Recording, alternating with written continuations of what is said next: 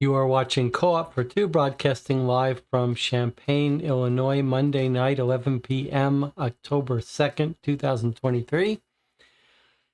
Tonight we're playing Case 7 from Mythos Tales called The Vanished Girl. We've definitely been having mixed experiences with these games from the Mythos Tales, but it almost feels like this is from an era in these mystery games that has passed us by in terms of the quantity you get from a box. There are 8-9 cases in this box, and I don't think that's going to keep happening. That's how the Sherlock Holmes Consulting Detective boxes came. And for $40-50, you get 8 or 9 cases, or 10 in the case of the Space Cowboy Sherlock Holmes Consulting Detective games. And that feels very generous to our modern situation, where we're paying $30 to Deadbolt for one case. And these are some of the only cases of this type that are supernatural and set in H.P. Lovecraft. So it feels like it's taking us a long time to get through them, but at the same time, I feel like a little bit bittersweet that we're going to run out of these soon, and there's nowhere to turn. Let me check in with the chat. Anna has made it tonight. Matt, Jonathan reminds everyone that his Fair Play Book Club is just starting a new book. I happen to have that book with me here, The Crooked Hinge. Sort of classic Fair Play mystery from the 40s, I think it is. And Jonathan gave a link to the Discord. Basically, the way it works is Jonathan has been picking out books, and the group will read for the first week, have a certain number of pages to read, and then discuss and try to solve the mystery ahead of the book. Jonathan says he's been drinking chestnut-flavored coffee for October. So, as you probably know, for October here, we're trying to play lots of scary, spooky games around Halloween. I have put up a calendar. There's a link on the Board Game Geek Guild for this channel. You can find a link to that on the About page of the YouTube page, where I've been trying to schedule games a little bit far in advance, since we're going to be playing some deluxe, scary, expensive, atmospheric games. And I know some of you may be curious to join one of those live. So if you stop by that guild on Board Game Geek, you can help us decide what to schedule when. I've started scheduling some. I think we'll probably play Root of All Evil the weekend before Halloween or on Halloween, something like that. And maybe we'll play Deadbolt box on Wednesday, but we've got a lot of games to cover. And we also want to finish Mythos Tales and maybe Bureau of Investigation fan case. Okay, what else to talk about? I see from the chat that a couple of Jonathan at least watched Reptile, the movie I've been recommending with Benicio del Toro on Netflix, which I loved. I just started rewatching it. Jonathan liked it. Anna is saying that she went on some learning courses and a retreat. Almost as busy in October. Still alive, though. Hopefully she'll come back while the chief detective gets to take vacation. Other than Reptile, there's not too much to talk about, except to remind you that I have picked a day and time to do my first live stream game design development update.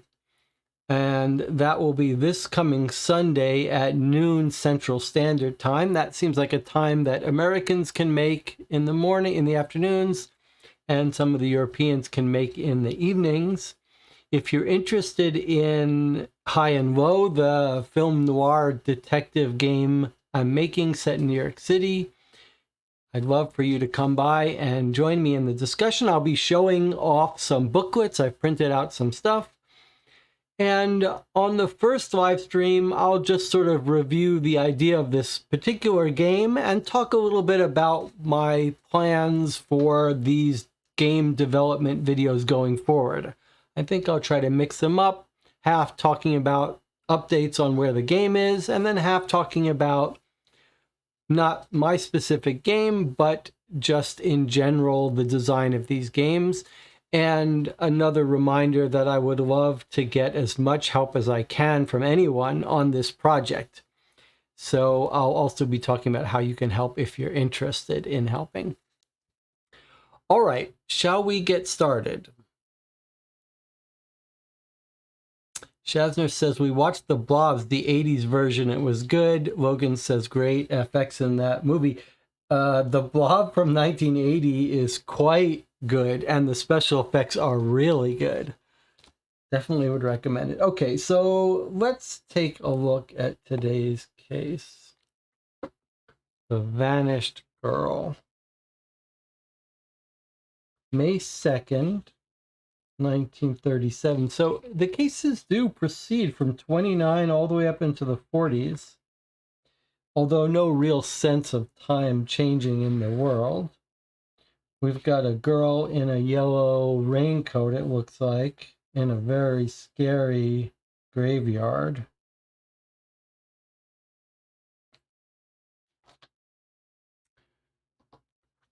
All right, let's see what we've got here. In Investigation 7, The Vanished Girl, you will be using requirements. See page 20. That's just the cards that tell us when we get something. And a new rule called Pursuit. Pursuit rule is as follows. At the end of some encounters, you will be given the opportunity to follow a person of interest to your investigation. If you choose to follow, you simply turn to the Pursuit section of the investigation and read the next unread Pursuit encounter. Pursuit encounters in Investigation 7 are presented in order. Instructions are also printed on the Pursuit Encounters page. Each time a player pursues, they will read exactly one Pursuit encounter. Players usually will have the choice whether or not to pursue or not. In summary, when players encounter the Pursuit text, it will instruct players to turn to the Pursuit section. Page 145, read the next unread Pursuit encounter. Be sure not to peek ahead at the next Pursuit encounter. The first time players pursue, they will read Pursuit Encounter 1. The second time, pursuit encounter 2, and so on. Note there are only 6 encounters in the pursuit section. If you've read all 6, you may not pursue the suspect again in this investigation. The pursuit text within the encounters looks like this. You may pursue. If you pursue, turn to the pursuit encounters to continue. What a strange idea. Investigation complexity. Armitage is rather emotional about the missing girl. I do not say so much in front of John because hope can be a double-edged sword, but I think there might be a simple explanation why the girl is missing. If so, we may very well get her back alive and well. It may have nothing to do with the other missing children. That's just a feeling, I readily admit, but I've always learned to trust my instincts. That said, I expect a full resolution of this case by day 4 morning, so a very short case. 9 leads we would only follow. How bizarre is that? I'm not sure we're going to obey this time rule. Last case we played, we really had to go beyond to get any inkling of how to solve it. In fact, for case 6, I posted a note suggesting that anyone who tries to play this, case 6, should completely ignore the time rules and just keep playing it. As you know, the authors of Mythos Tales were really like the idea of being strict on time, so we'll have to decide, we'll cross that bridge when we come to it. And one of the fascinating things about this whole set is how often they've tried to introduce new rules. It's really quite admirable. But this is a very strange rule. They've gone into lots of detail about how it works, but it's hard to wrap my head around what the game strategy is. It doesn't matter who you're... It seems like maybe there's only one suspect, so you're never going to have a choice of who to pursue. And every time you encounter this, you can choose to pursue or not, and if you do, you read the next entry in the list. It doesn't matter where you are, where you choose to pursue, you always read the next entry.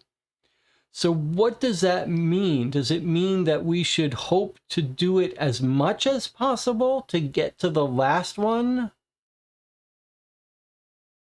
But then why do we have a choice? Or should we do it as little as possible? Very strange. Anna says, please play until we rescue her. Anna does not like the missing children cases. We had a notorious missing children case in Bureau of Investigation. That was a little rough. All right, so we've got our printed out sheet, which is giving us day 4 morning, day 1, 2, 3, day 4 morning. Yeah, okay. All right, so we'll have to decide if we're going to obey that rule or not. Let's just read our introduction and see where we stand here. The Vanished Girl. Investigation 7, Arkham, Massachusetts, May 2nd, 1937. Armitage greets you at his office door. His eyes are red-rimmed and his high forehead is flushed and splotchy. Behind him stands another man, tall and handsome, but dressed in a threadbare suit that fits him poorly. It looks like he's been crying for days. Come in, Armitage says, gesturing you into his study. Have a seat. The other man sits down in an armchair across from you. Simultaneously, both he and Armitage take out handkerchiefs and dab their reddened eyes.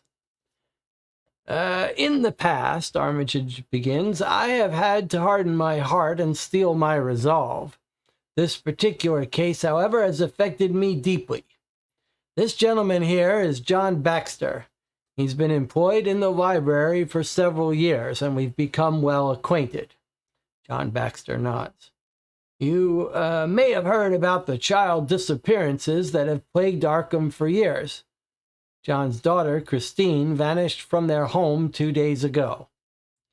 Christine was reading her favorite book in her room upstairs, and when Laura, John's wife, went up to check on her that evening, she had vanished. along with her yellow overcoat and her favorite doll. Following Christine's disappearance, Laura's mind cracked immediately.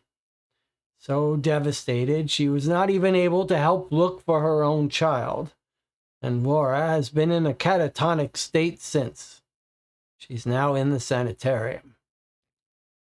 Detective Garrison thinks Christine was taken via an open window in her room. The police have documented files on child disappearances. Where's my thing? Okay. Why aren't I using my cubes? You're probably wondering.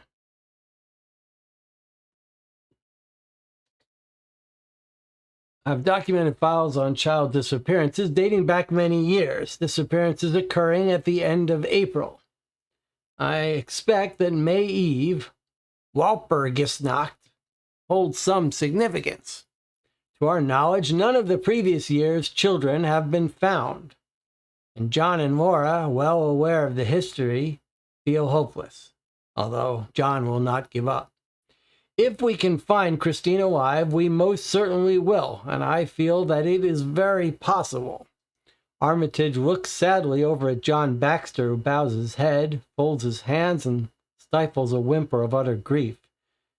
He walks John out the door and then turns to you. We shall not give up on this girl. I know with careful analysis we can figure out who is doing this, and something tells me perhaps there is a simple explanation. If there are no surprises, I intend to find the solution quickly. The longer this girl is missing, the more difficult it will be to recover her. Okay, so that's the entirety of the intro, other than this part he told us in the beginning, which feels like it should come after. He says, I think there might be a simple explanation, and he doesn't think it may have nothing to do with the other missing children, just a feeling I readily admit. So I wonder if there aren't like two tracks here. Like we could try to figure out what happened to the other children, or maybe we could just figure out what happened to this one girl. We might not be able to do both in the time frame, and if Armitage's instinct is right, they may be unrelated. So that's a tricky issue for us. Anna says, let's read the paper. Yes, of course, we need to read the paper. Now, the way we've been doing these papers lately is to just skim them in the beginning and then go back and read them more detailed if we want to. So maybe that's what we'll do today. Okay, so it's a paper from the day of the case. Thought for the day, the one who follows the crowd will get no further than the crowd. Okay, here's an article that looks like it's about us, our case. Police vexed by May Eve disappearances. Arkham police are investigating the disappearances of 3 children. Christine Baxter, 8, who was reading in her room when she vanished. Ladislaus Waleko, boy, age 2. Adelaide Klein, girl, age 4, who went missing from her backyard while playing with other children. Waleko's child disappeared from Oran's gangway tenements. Christine's father offered this comment. Christine is the world to my wife Laura and me. We are asking anyone who has seen Christine or any of the other children to please come forward. A source close to the family reports that the stress of Christine's disappearance has had a negative consequence on her mother Laura's health. Arkham has a history of disappearances around May Eve or Walpurgis Night going back several years. Okay, we got some international news here. London bus drivers on strike, Neutrality Act, and evidence of collaboration between Nazis. We can go back and look at any of these later if we want. Wanted selling a plot at Meadow Hill Cemetery. Volunteers needed for possible political campaign. Public schools in need of a new secretary. I wonder if our girl attended one of these public school, or one of the kids did. That might be important. Seasonal employees needed at Northside Market. Here's an article about a student attack, so maybe that's relevant to us. Police are looking into a suspected animal attack at the Witch House. Walter Gilman, a student at Miskatonic University, was pronounced dead on the scene. An officer with the Arkham police said it appears as though Mr. Gilman was the victim of a vicious animal attack, and we aren't prepared to say more at this point. Witch's House has long been rumored to be the site of several strange occurrences, and residents have complained in the past of a real problem with rodents. Arrangements for Mr. Gilman's funeral have not yet been made. Okay. Local school announces play. Here's another article about the Daniel Shea Public School. The Daniel Shea Public School in Arkham will host a production of Tobacco Road, conducted by the local Amateur Dramatist Society.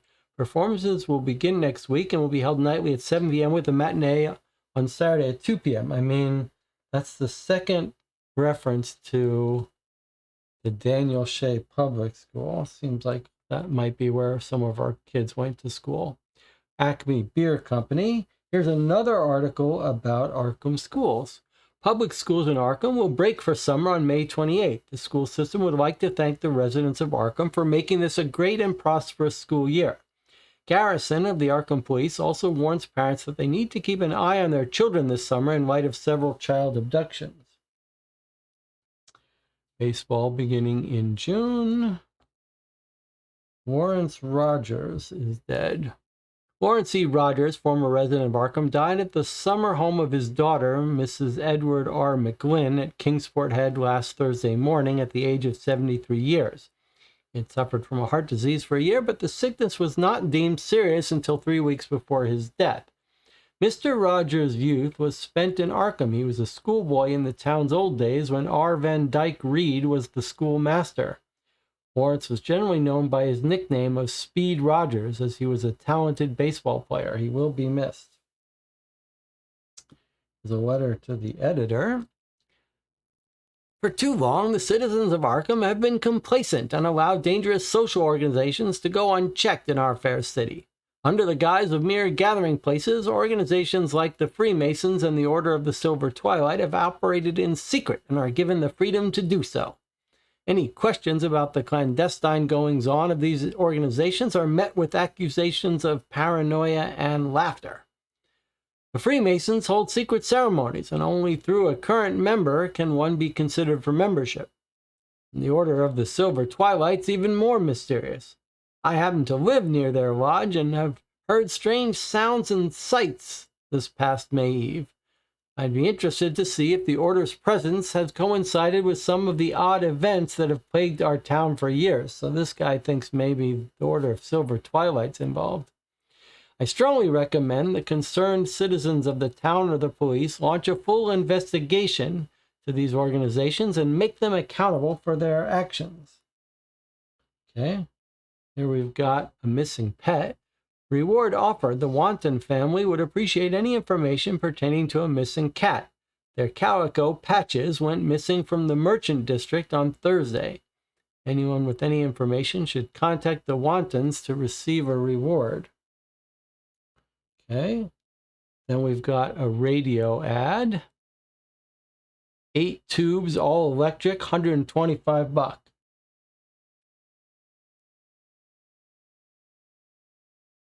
Local trade. Grace's Ice Cream Emporium is reopened for the summer season. Free samples of new flavors available. We also cater and host birthday parties. Give yourself security in these uncertain times. Locks and fixtures custom made. Craig's Locksmith for all your needs. We keep seeing these in every case, this ad for Craig's Locksmith. Looking for an ideal and unique gift? Try Meredith's used books for a variety of rarities and first editions. And then we've got another article, we've seen this in previous papers, about bad dreams. Many Arkham residents have reported extreme fatigue brought on by bad dreams. While there seems to be no scientific basis for this rash of bad dreams, an anonymous source at the Lakin Institute stated, "It's the fast-paced times we live in. People should slow down and make sure they get proper rest or they run the risk of grave injury. Americans are working harder than ever because of the war. This may lend cause to sleeplessness." Okay, well, we got a bunch of stories that seem related to our kids. Let's just make a couple notes. Then if we want to, maybe we'll scan through previous newspapers for any relevant stuff. Okay, let's write down about our missing kids here. We've got Christine Baxter. That's the one we're trying to find. Then we've got Ladislaus Waco.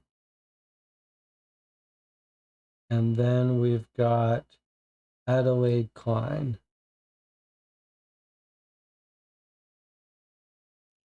Okay, so these are our 3 missing kids that have gone missing right at around the same time, right? She's 8. He's only 2 years old. She's 4. So Christine is the oldest by far. And then we're told where they disappeared from. We knew she disappeared from her room. So we know her house. Well, Waco disappeared from Orange Gangway Tenements.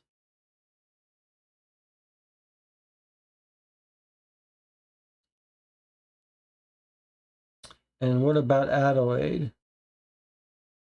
Backyard. Okay, so those are our 3 missing children.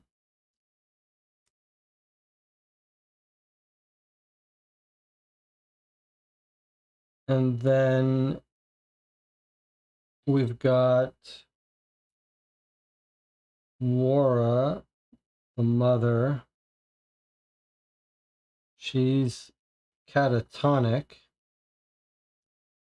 in the sanitarium. And then we got information on this school. Daniel Shea Elementary needs a new secretary. So what has happened to the old secretary is what I want to know. And then we've got a university student attacked in the witch house, probably not related to our case. Daniel Shea is having a production. I guess we'll just write that down. Daniel Shea production by the amateur dramatists. Seems like we would just go there directly. Public school break. Okay, let's check in with the chat. Jonathan says, I'm suspicious of Grace's Ice Cream Emporium. Didn't we go to an ice cream place last time? So let's look at our previous newspaper for a second. Before I check in on the chat. There's our locksmith. I thought we had another ice cream story.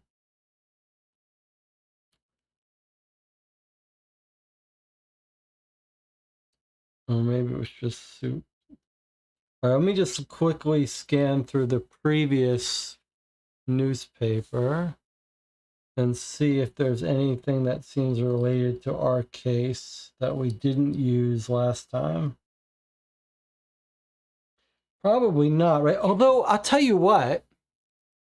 I wonder if there's another newspaper from May and April.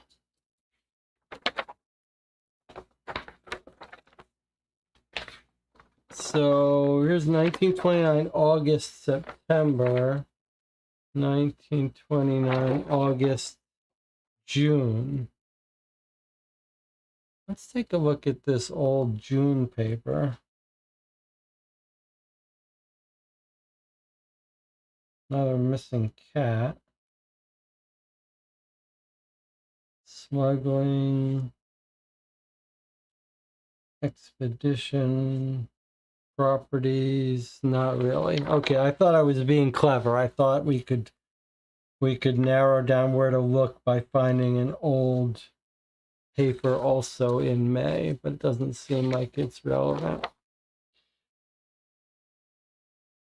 So I don't think our other cases are going to be relevant.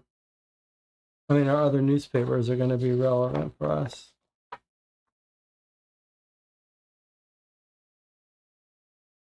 Jonathan, were you being serious about the ice cream? I mean, kids do like ice cream. We could put it down here about Grace's ice cream. However, an 8-year-old girl could go off on her own, sneak away, but a 2-year-old boy, certainly not.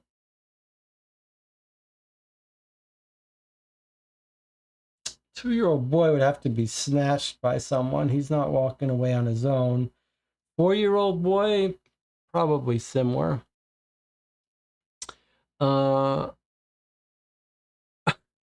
Chat is talking about the book she was reading.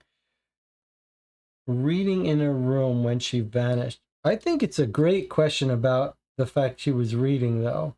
Was she reading a book that she wanted to go investigate?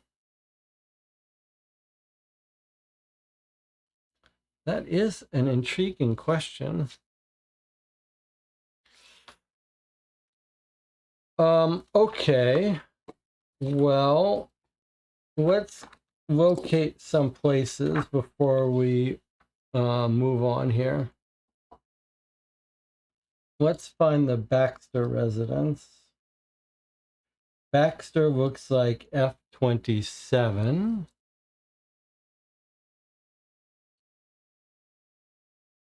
And what about Waco?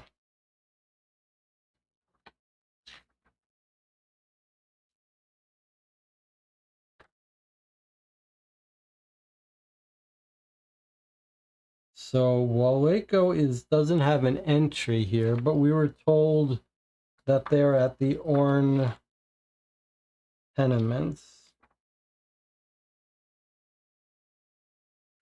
So Orne's Gangway tenement apartments is F22.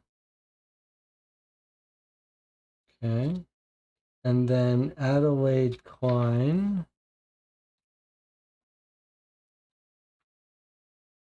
We've got a Klein M, F36.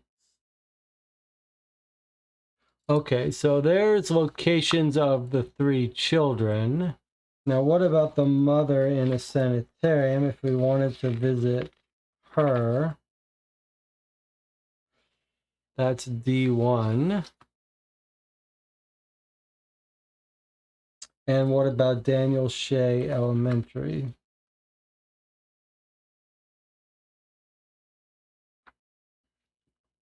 Daniel Shea Public School, U2.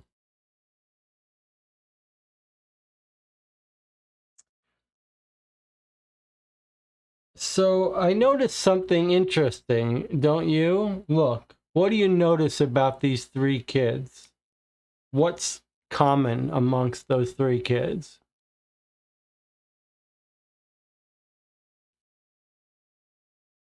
What do you notice that's common?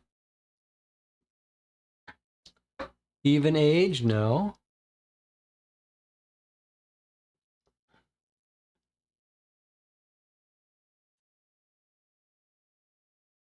All in F, that's right. They're all in the same neighborhood. That is very suspicious. So let's go to our neighborhood map and place some pins, since it seems like something's going on in that neighborhood. Okay, so we've got, where's my notes? Okay. F27, F22, and F36. Those seem very nearby. F27, where is our F? Here. Okay. So F27 is there. F22 is here. And F36, wow, F36 and F27 are neighbors. That is very suspicious.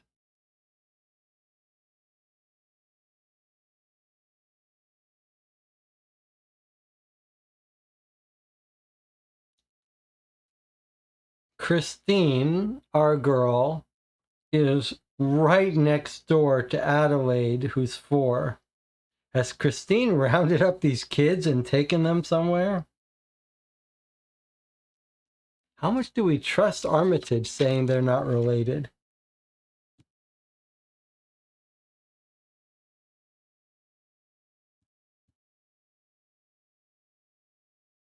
And is it possible Armitage is thinking that they're not related to the every year case, but the 3 might be related to each other? Is that how we should read this? He says there might be a simple explanation. It may have nothing to do with the other missing children. Okay, well, this looks like they're related to me. Now, what about their school? So Daniel Shea's school is in U2. Let's just mark that. So I wanted to see if this is the school they would go to. This looks like it probably is the school they would go to. So it's not a crazy idea to stop by this school and figure out what's going on. Okay, we're off to a good start. They're all on the same street. It's a good point. These 2 are neighbors. This guy's not a direct neighbor, but they are still on the same street. And this might be the street they would take to the school.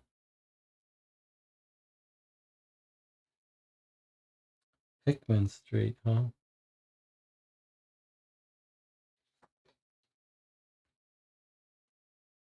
Let's find out where Grace's ice cream is. Just in case it happens to be on Pickman. I mean, we're suspicious now of anyone in this area. Let's see. Grace's Ice Cream Emporium, D27.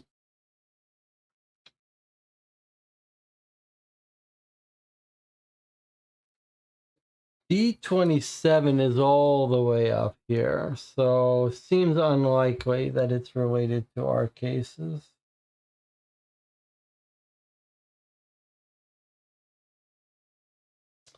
What about any other schools? Grade school M7 public school C3. M7 is, well, it's not that far away. Further though. However, the Matthew Sinclair Public School is at F19. Right there. So would they be going to that school rather than Daniel Shea? It just says Matthew Sinclair Public School.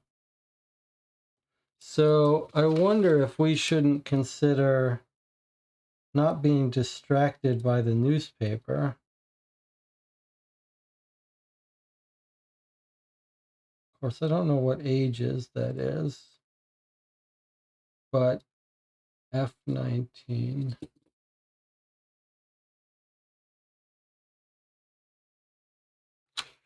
Okay, so we got a couple of schools. Now, what does the channel think where we should start our investigation? First to the girl's house, then to the mother. You really think you want to talk to the catatonic mother? I mean, I do think we should go to talk to the, oh, the guy is sitting here with us, though. All right, but we got to investigate where she disappeared from, right? Seems like. All right, so we're going to start out at Christine's house, F27. Seems logical. I don't think we're going to have to talk about whether we're going to visit the mother and the sanitarium, but F27, the Baxter residence. All right, let's see what we got here.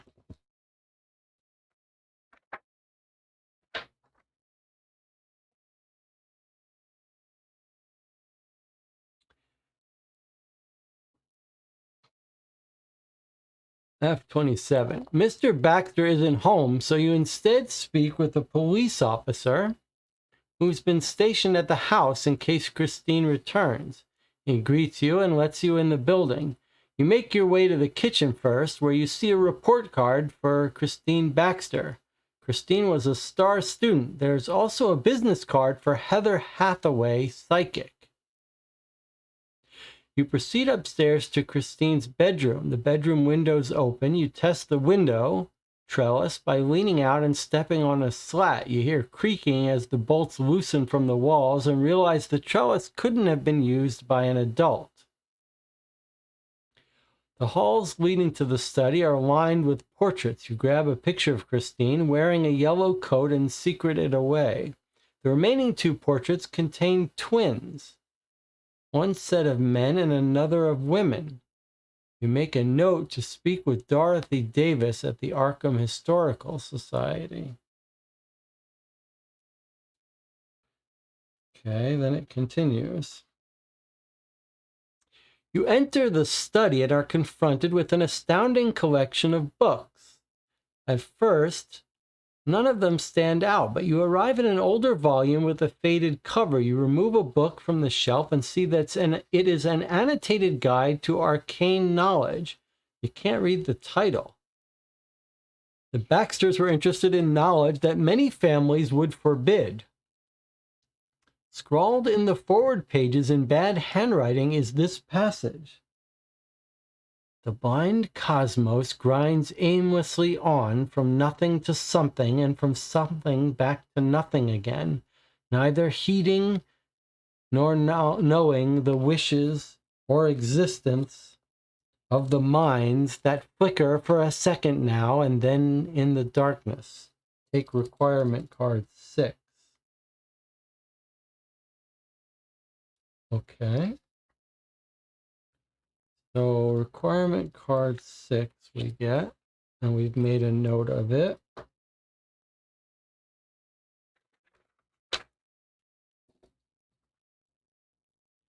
Okay, so we get requirement 6. Okay, what else have we learned from here? So I think this is our hunch from before that Christine left out her window on her own. No adult could have climbed up the trellis if this is how she got out. And my gut tells me she went out, maybe looking for something that she read about in a book, and she may have been the one to collect the other kids. Okay, and then we've got a business card. Heather Hathaway.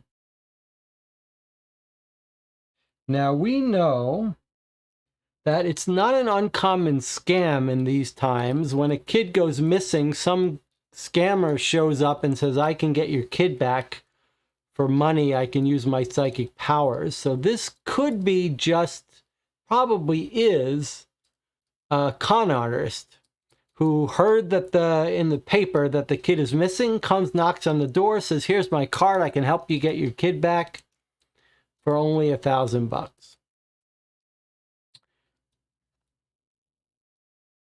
Okay, and then we've got the Arcane Knowledge book.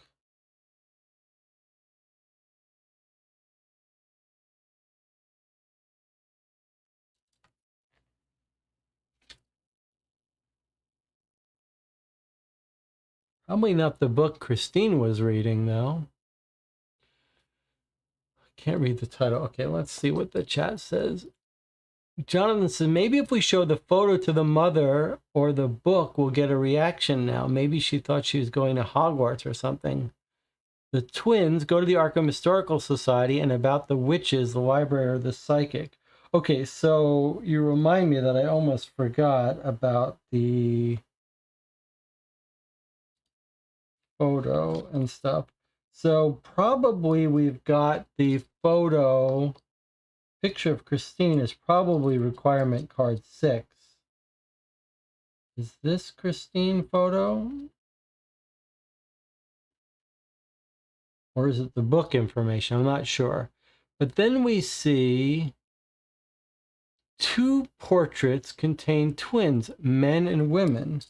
So we've got portrait of twin men and portrait of twin women. And we're told Dorothy Davis, she's an ally of ours at Historical Society.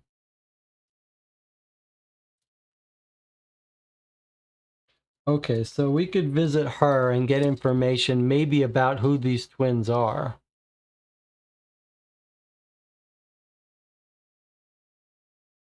All right.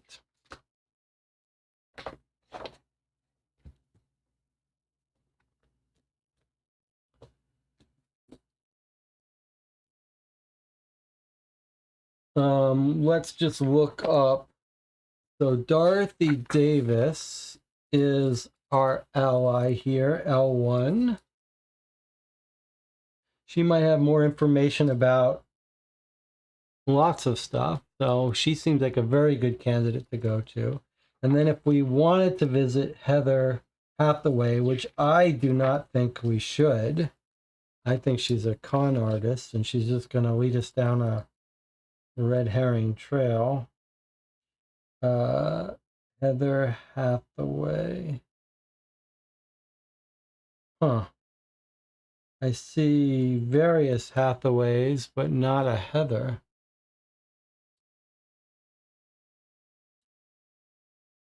All right, I'll just put a question mark since I don't know where to find her. All right, let's hear what the channel wants, where the channel wants to go. Anna says, maybe the girl had a twin that died. That's why the mother cracked when this one disappeared. Anna says, go to the Historical Society. Logan says, great idea. Anna, I'm not sure which idea Logan's talking about. I do think, let's go, before we stop by the mother, without Jonathan, an interesting theory that maybe we can wake her up now that we have got this photo and everything. But I do think we would be well advised to put off that until we have enough to really wake her up. Let's go to Dorothy Davis. That seems like we're going to want to know about the history. Maybe it's relevant to past children disappearing. So L1, let's go see Dorothy.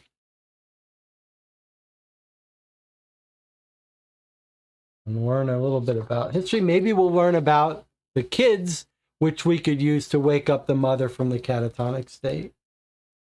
All right, L1.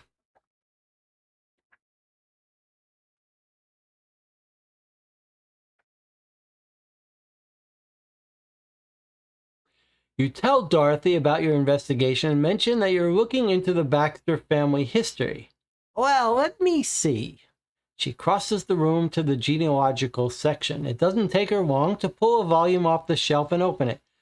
There's a small record of the Baxter family here. John Baxter's father, Edwin, had a brother, Albert, who was born on the same day as him, September 5th, 1870. Must have been twins.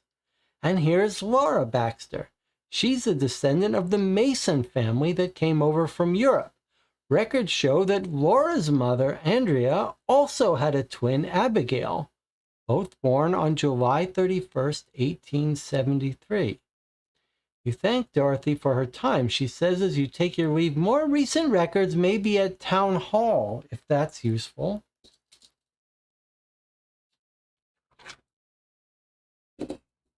So, L1. So what we learn is Christine's parents are both twins. We've got John Baxter.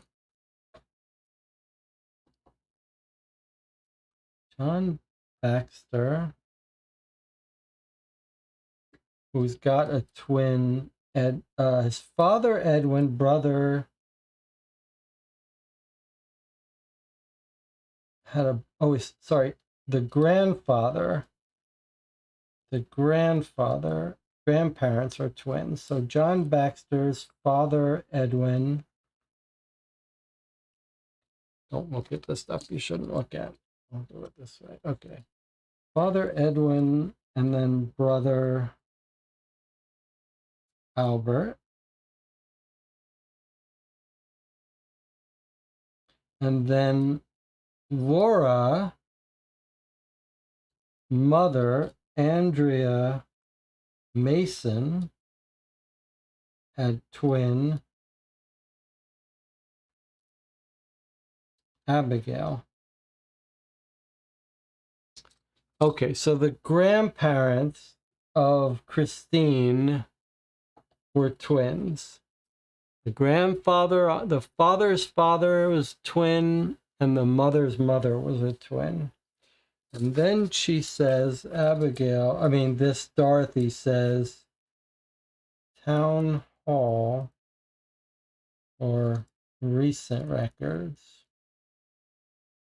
So we could find out that Christine was a twin and that the twin died and she's looking for her twin.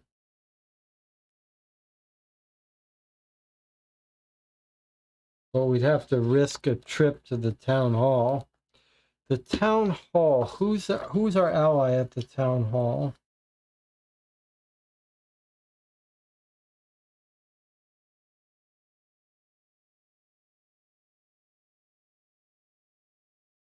That's Nicholas Saltonstall. Civil servant, birth, marriage, death, and building documents. So if we wanted to go there, we could go there. Seems like a bit of a long shot. And what about Mason family, which is the mother's family? Do they have an entry? They do. So if we wanted to try to find the mother's family, we could try F58 and U40. Seems like another bit of a long shot without a real reason to be doing that. All right, where to next then?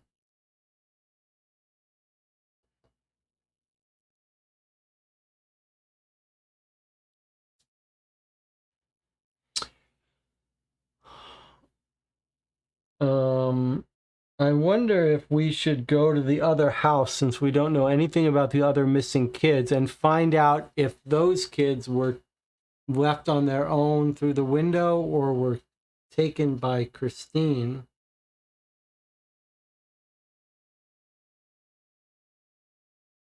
It feels like these kids got to be related, right? Armitage must be wrong.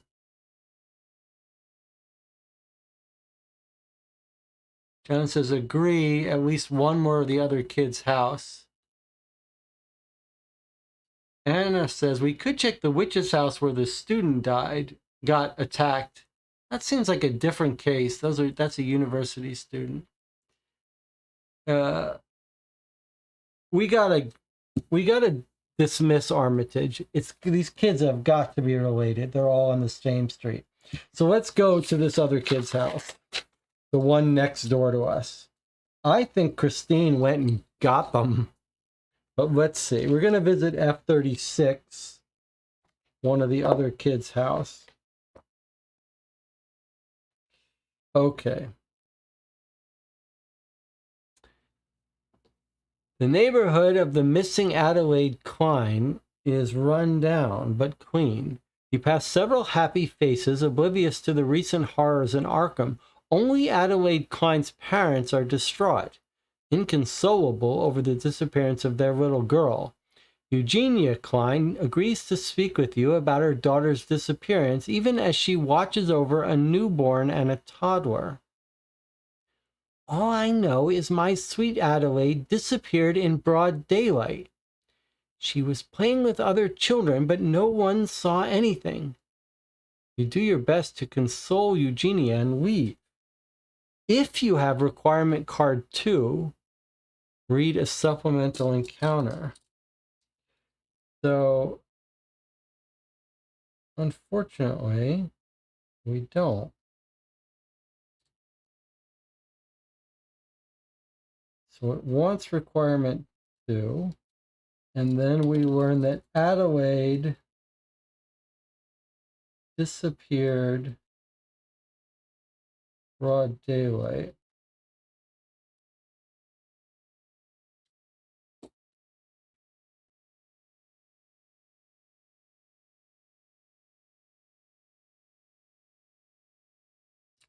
Um, hmm.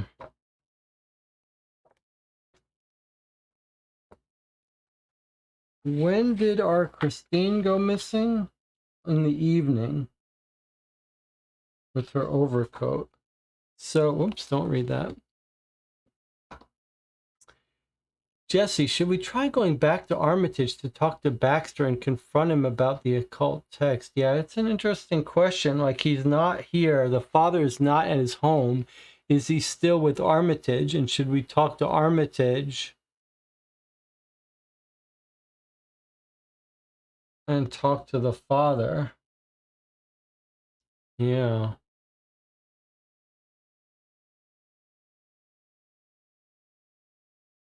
So my first theory is already wrong, though. I thought Christine was going to turn out to have collected these kids, but this Adelaide disappeared in broad daylight, whereas our girl Christine disappeared at the evening.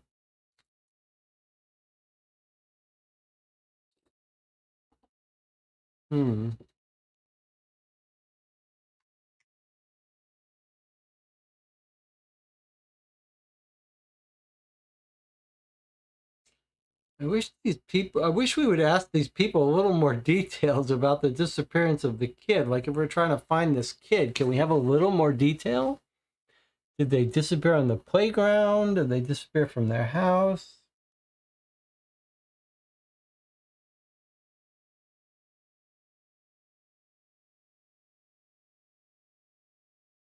It's very tempting to go to Armitage's office and talk to the father. Although, I mean, the benefit of that is Armitage might be able to tell us a little bit about this arcane book as well.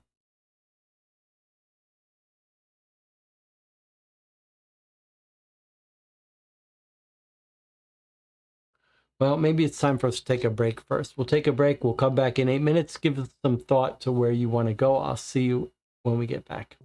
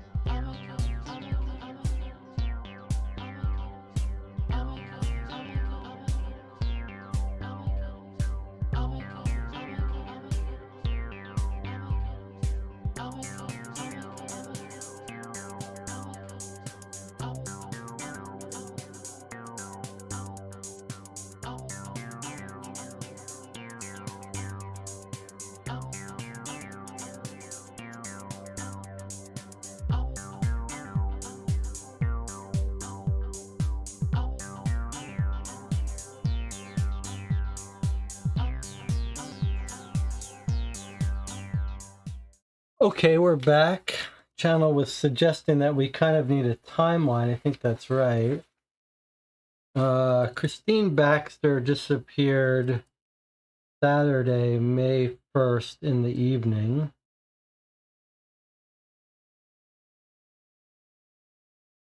Adelaide went missing from her backyard while playing with other children.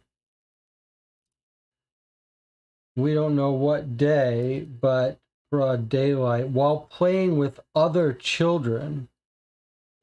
I think that's a good reason to go to the school and find and see if maybe we can talk to some of the other kids. Then while Waco disappeared from the tenements, we don't know anything about it. His disappearance. Okay, and then Anna was saying in the chat that she wants to talk to the mother. Jonathan says Anna has a reputation of lead detective for a reason. Go to the sanitarium. Is the school out because it's Sunday? That's an interesting question. All right, well, I'm okay with going to the sanitarium. We may have to go back there, but let's go to the sanitarium and try to talk to the mother who had a violent reaction. D1 is the sanitarium. Oh, I wanted to check where, before this, Anna wanted to go to the witch's house, which I feel like I had a thought about that. But let's look up where the witch's house is and see if it is actually right near. So it is actually in the kids' neighborhood. So that is, I was saying we kind of need a reason to go there other than an recent attack. But I want to show you where it is. The witch's house is at F11. Look at this. Look at this. The witch's house is on Pickman Street. That's pretty huge. Okay, so now I withdraw my complaints about going to the witch's house. The fact that it is all on the same street with the missing kids is very suspicious.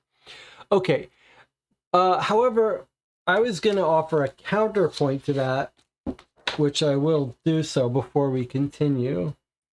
The article about the witch's house, we were at the witch's house for another case. Remember, there was some creature, vampire living next door, whatever. Okay, so now that we know the witch's house is right on the same street, though, it is definitely on our radar. So let's make a little entry for it. So the witch's house, which is F11, Walter Gilman was killed there by what looked like an animal attack. But this is the point I wanted to make. This kid got killed at the witch's house, a university student. They're going to be searching that house top to bottom. So that's the part where it's like, I'm not sure what we're going to be able to gather from there that the police won't. But okay. You still want to go to the sanitarium next, or you want to go to the witch's house?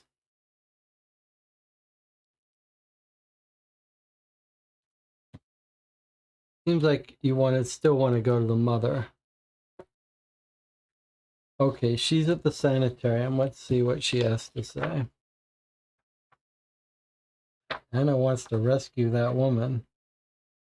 That girl. Okay, here we are at the sanitarium.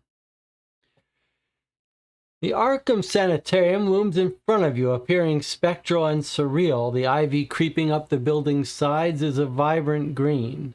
Inside, the sanitarium's usual unpleasant smells of sweat and blood overlaid with disinfectants are overwhelming. An orderly leads you to the quarters where Laura Baxter is housed. She shares a small room with two other catatonic patients. They simply sit on their beds all day and stare off into space. The room is silent when the orderly directs you in and points out Mrs. Baxter. Good luck getting anything out of her. She ain't said nothing today. Laura Baxter is a small woman in her early 30s. You stand before her and say her name. She's smiling and aware of you. You will end up here. She tells me you will end up right here beside me. What a happy thought. Sounds like the witch is possessing her. But now look what it says. If you have requirement card 5, which we do not have because we went here prematurely, then we would read supplemental 5. But if you have requirement card 6, which we do have, we get to read 6. All right, well, let's record down that we went here. E1 Sanitarium. So we don't get to read this one. We do get to read this one. If we had 5 and 6, would we get to read both? It's not clear to me. But let's make a note that D1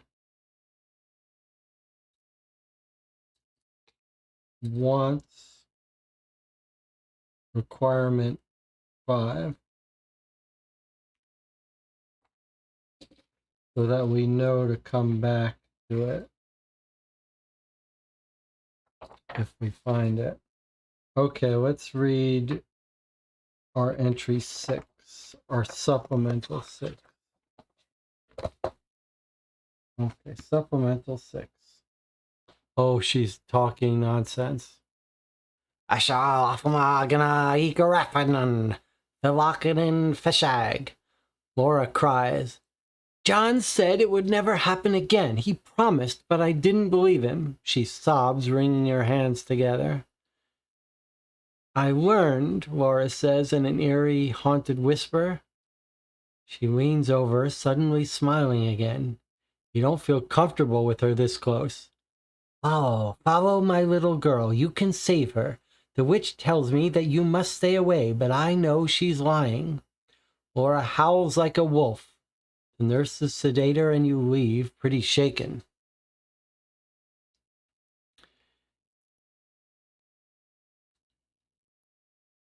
John said it would never happen again. He promised, but I didn't believe him.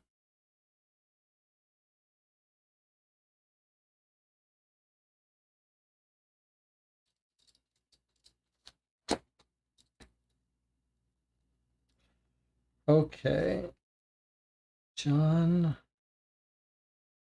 says never happen again.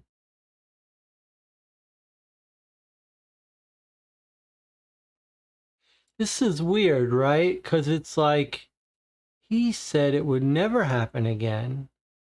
He promised, I didn't believe him. And then she says, I learned.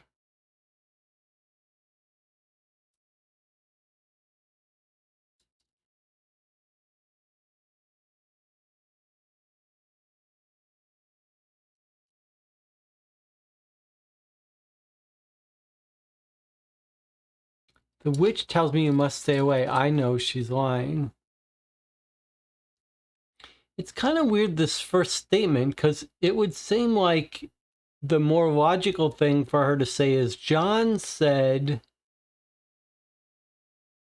it would happen, some bad thing, but I didn't believe him, and so I did this, but he was right, and it happened. Instead, she's saying, John said it would never happen again. This seems to give us another further reason to go talk to John Baxter at Armitage's office to find out what is she talking about. It also seems like a good reason to go to the witch's house, though. Now we can go to the witch's house, yes. I wonder if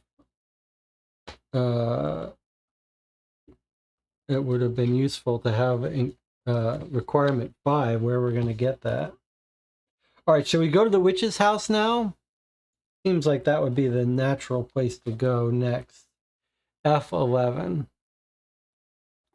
I wonder if we're going to get a chance to follow a suspect now. F11, huh?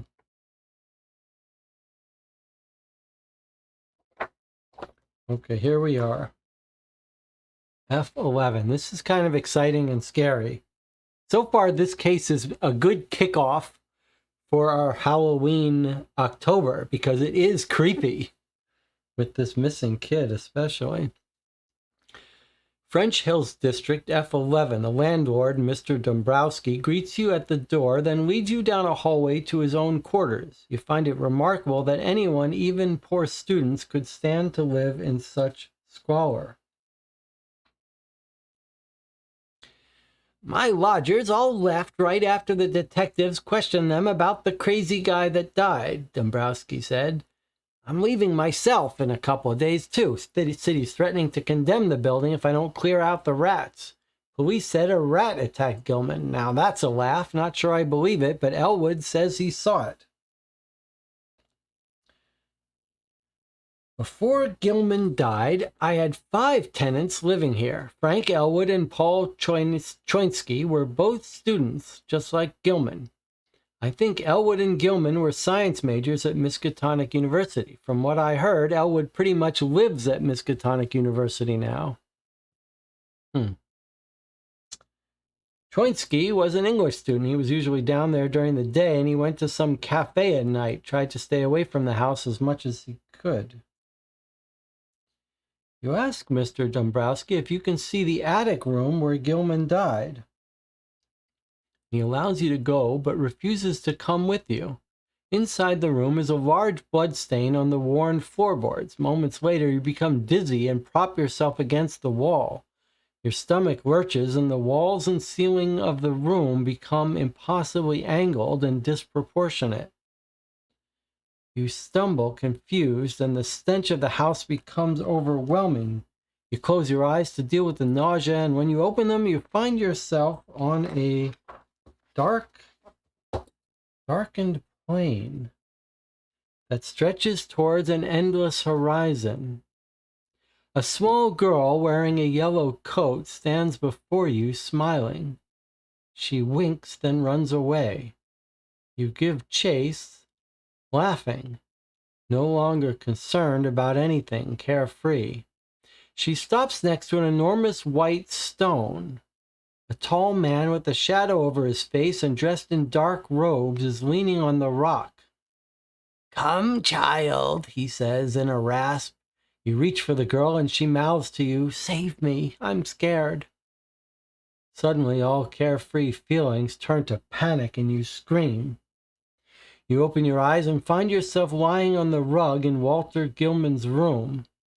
A voice in your head whispers, She is ours now. They both are. You're sweating and your chest is heaving. Wow, that's scary. So, what's happened here? We've gone into the witch's house. This kid has been murdered, Gilman. Some sort of sacrifice. And now when we went in there into the attic room where he was killed, we had a vision.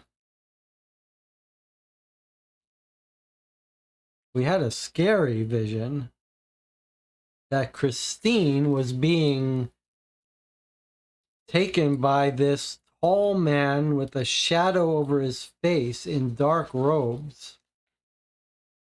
Tall man, dark robes, shadow over his face, and by a rock, a white rock. He says, Come, child, and she says, I'm scared. That's spooky.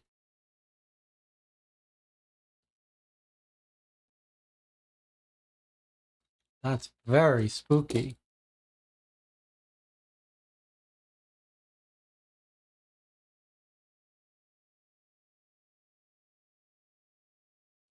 An enormous white stone.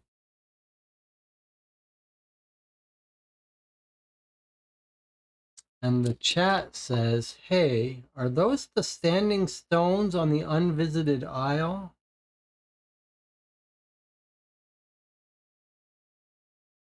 There are stones on the unvisited isle. Let's make our other notes from this place too, though, because what we also are told here is the police say the rats got it. That's a laugh. Not sure I believe, but Elwood says he saw it.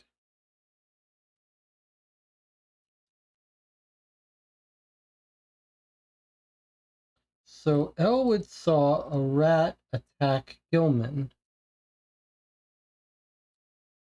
And we're told it's Frank Elwood.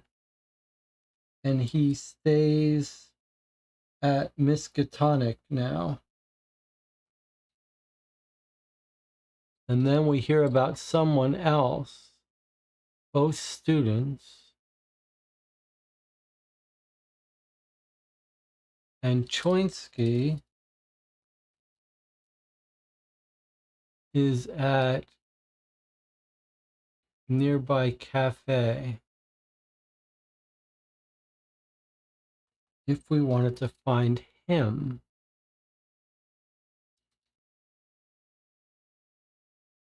Let's read this scene again of the thing. We go up to the attic, large blood stain, and then it made us sick.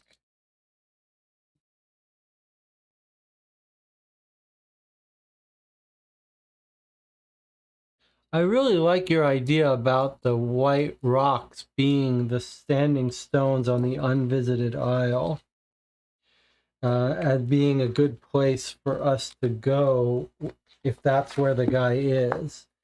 What if there's no article in today's paper about that, but we did have a case that brought us there.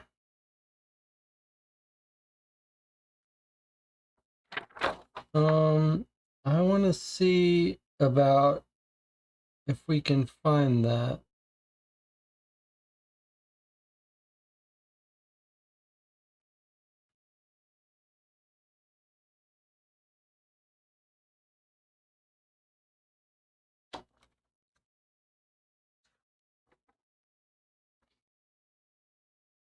I know we've had some article about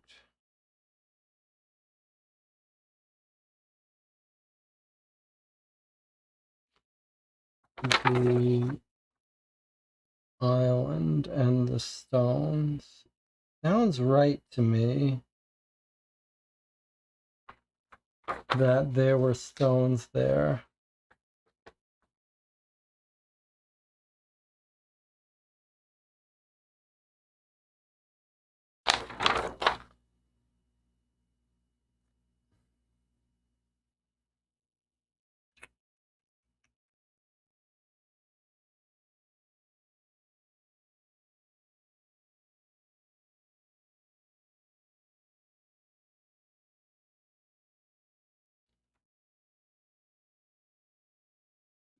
So here's an article from an old paper complaining about the unvisited isle. He said, "There's no doubt devil worshippers are there. Fires have been set."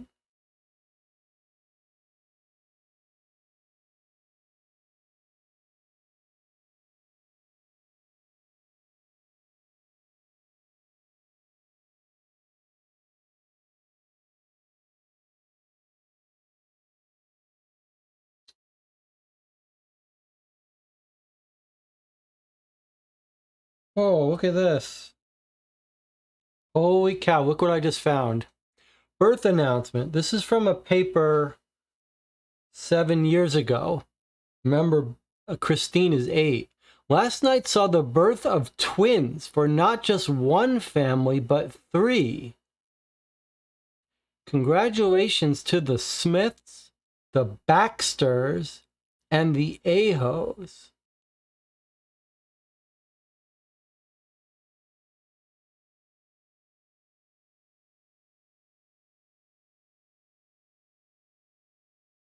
So the Baxters had twins, and And Christine Baxter, the 8-year-old who's gone missing, is one of them. And the parents have mentioned nothing about another kid.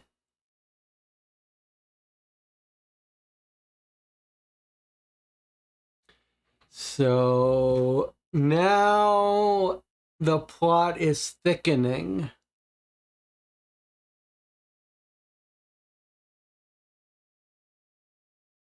Now the plot is thickening.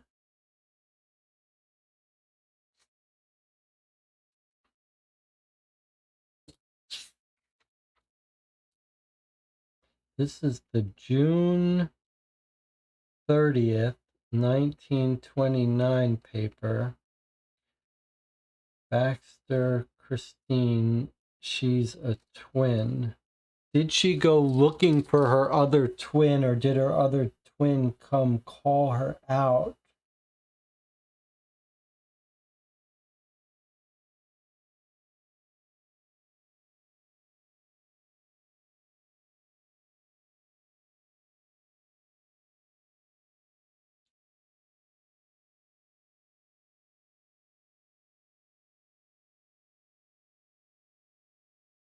So someone is remembering that.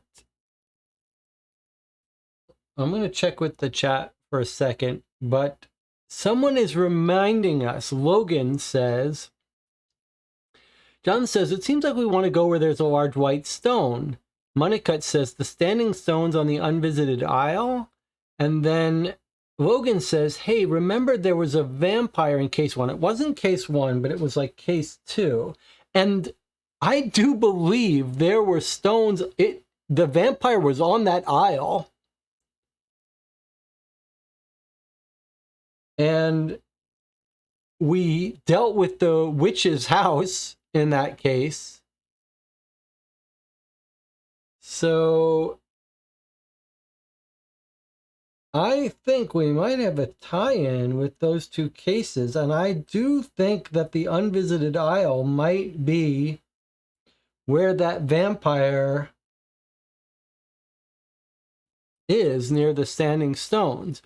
And then Anna said, John says, sorry, do the ages make sense? I believe they do, because our case is, look, Jonathan, our case is 1937, and the birth announcement, 1929, 8 years ago.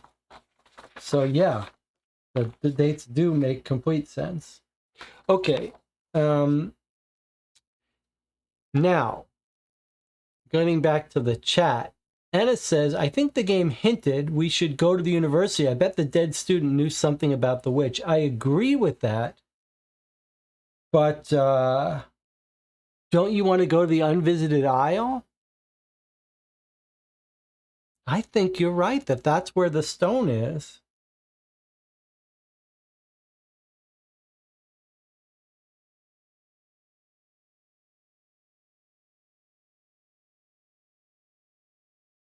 So top leads for us would be the father who knows what's going on, the university where this person knows about the kid who died and saw it, and the unvisited isle. Shazzer said it would be dangerous to go there at night. Well, it's not night now. Sorry, it's afternoon.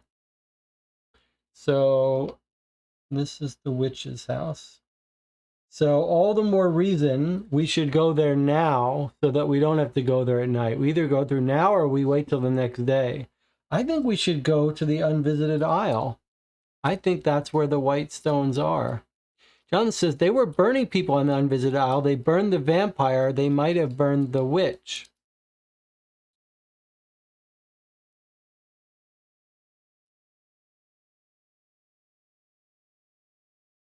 I mean, it could be a completely wrong, could be wrong, right? It could be that the white stones aren't there and we shouldn't go there until we get wind of where the white stones are.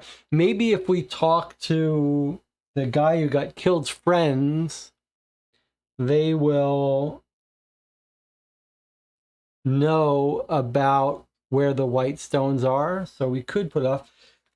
There's something else I almost forgot here for a second. When we went to the witch's house, there was something interesting that I wanted to record. How many tenants did he say were staying here?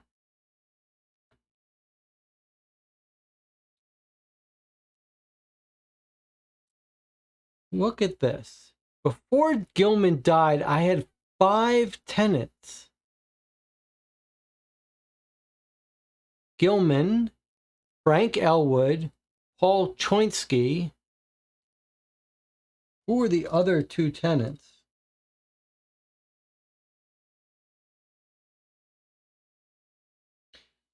Is one of them going to be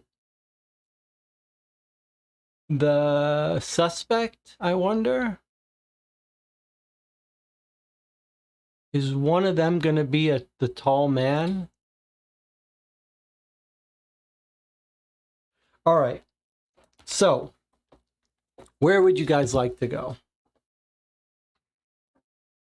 Logan says, don't forget about the missing school employee, too. Yeah.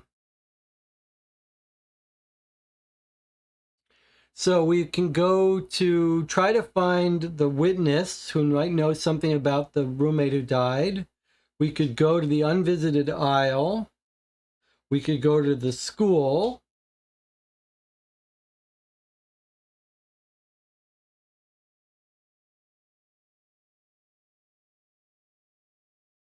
Anna says university. Shazner says, don't forget about Patches the cat from the newspaper article about the missing cat. All right, well, our lead detective is missed a couple visits, so I guess we're going to defer to her. So she says university. Okay, so Miskatonic University is where? Isn't it right? Well, you do make a good point about the white stone. The graveyard is right here. That could be where he is. All right, where's our Miskatonic University? Am I misremembering where it is? I thought it was down here somewhere.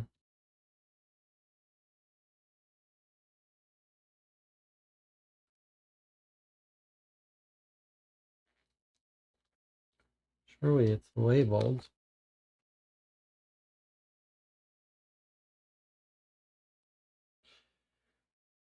Miskatonic University. Well, Miskatonic University has a bunch of entries. They're all at the C's, though. So they are here.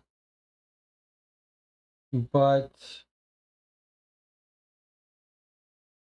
how would we know which one to go to? Let me take a look at F11 again. They're both students. They were science majors. Elwood and Gilman were science majors. Okay. So given that they're science majors, it seems like the science annex is or the science hall. Both at C12. Okay. So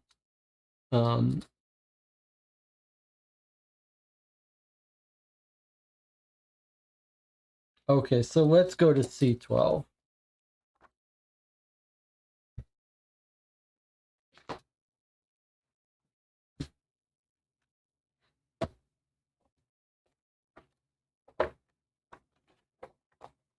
All right, here we go. The Miskatonic Science Annex is one of the newer buildings on campus, a 3-story rectangle of brick and mortar overlooking Church Street. You meet with Professor Upham, who says to you in a whisper, I guess you're here about Elwood. He was one of my physics students. Reasonably good student, attentive, conscientious. Lately, though, he'd become distracted. Now I think I know why. Elwood's no longer in Arkham. He's gone upstate to a small institution to stay for a year. He left quietly by train in the middle of the night. Apparently, watching his friend Gilman die was too much for him. Thank Professor Upham for his time and move on. Useless. Totally useless waste of time.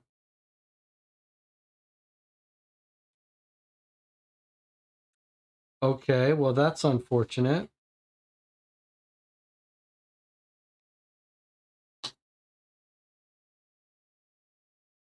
That's very unfortunate.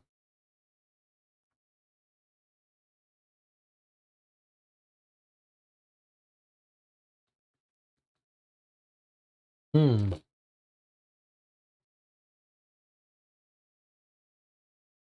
And Tina has good lore for us. Okay, let's see. And Tina says, Kezai Mason is a famous Arkham witch, and maybe Abigail was her descendant. Also, Brown Jenkins, her servant, is rat-like, and there was the rat attack at the witch house. The other one was an English major, yes. The other one was an English major. And stays at a cafe. You really want to try to track down the other one now? The other one didn't even witness anything. Okay, and Tina has some good good lore. I am remembering about the rat person. We met or ran into that creature.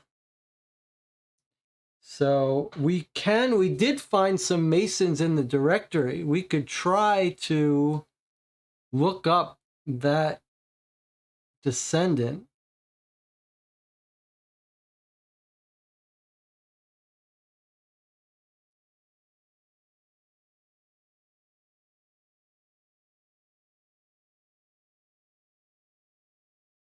So it's evening.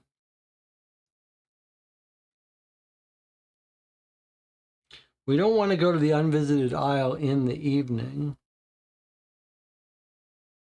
What do you think about going to Armitage's office and trying to confront John Baxter with what he knew was going to happen? I think that's where we got to go. I think we could also talk to the person who knows about occult, right? We could talk to Fenton Pascal and find out about why the witch would be stealing people.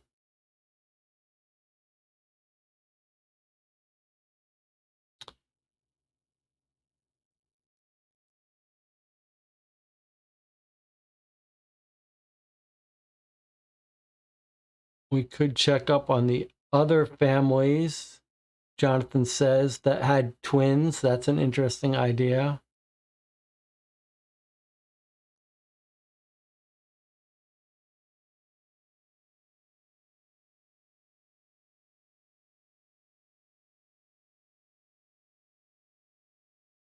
All right, I'm going to use my prerogative. Question is, how many turns do we have left? Officially, we've got 1, 2, 3, 4, 5, 6 turns left. Officially. Or actually 5. 5 turns left. So it's the evening. I am going to use my prerogative to go with Jonathan's earlier suggestion that we try to talk to Baxter, who's supposed to know about, warned the mother. So, and maybe knows about, maybe he'll cough up what happened with the twin. So I'm going to use my prerogative to go to Armitage.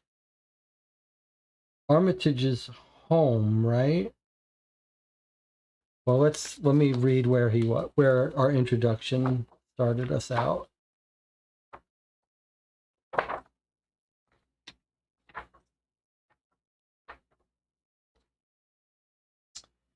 It's at his office door. The other man is sitting down. Baxter nods. You may have heard about the disappearances.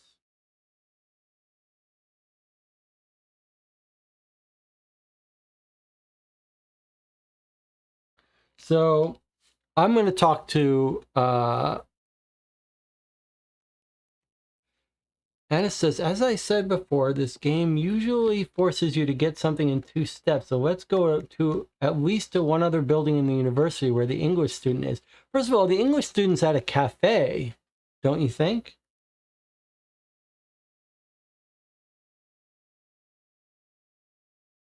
I'm going to use my prerogative to go to Armitage's office and see if we can't find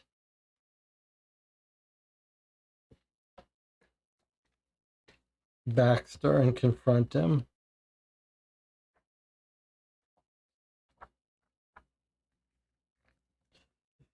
Okay. What? Oh, I see. Okay. So first we go to the library for free when we visit Armitage. Neither Armitage nor John Baxter are at the library. Instead, Mrs. Sargent sees you in the foyer right outside the special volume stacks. She admits that her knowledge of witches and their relationship to Walpurgis Eve probably pales in comparison to Pascal Fenton's. She does, however, confirm your suspicion. The local witches followed a couple of deities, she said. There's Azathoth at the center of ultimate chaos, and then there's Nyarlathotep, the crawling chaos. We don't know much about religions surrounding these deities. Regarding the missing girl, however, I ran across an old newspaper copy from 2 decades ago about children missing. A reporter, why isn't it clicking in? There we go. A reporter followed up on the missing children, and he too eventually went missing. The reporter was working on a piece about child sacrifice wherein spirits could inhabit the bodies of other children. If they believed they could bring dead persons back into this world by possessing the bodies of children, that would explain why more than one child is usually taken. This says, if you have requirement card 1, we can read that. So C23 wants requirement card 1 and suggests we visit Fenton. Okay, so the witches on Walpurgis Eve, which is what it's approaching, they want to possess children, have some child sacrifices, and then the spirits inhabit the bodies. Maybe there's something about twins. So requirement card 1 is wanted at C23. But now when we go to his office, it says proceed to supplementary encounters, encounter 4, entry 4. So let's look at that. We haven't gotten a pursuit yet, though, unfortunately. Ugh. Armitage office door is locked. He's clearly not inside. He's probably at home or consoling John Baxter. Well, I messed up here. I thought we were going to get to talk to John Baxter. That's a shame. Okay, that feels a bit wasted. All right, Tuesday morning.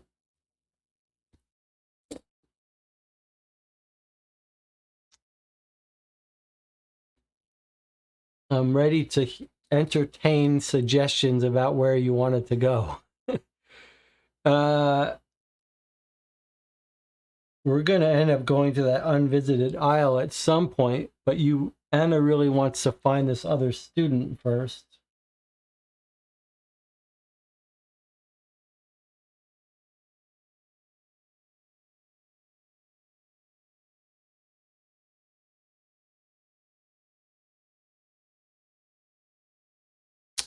What university buildings are there besides the science building? Okay, so we're told that the other roommate was an English student. Here are some other buildings here. We got School of Medicine.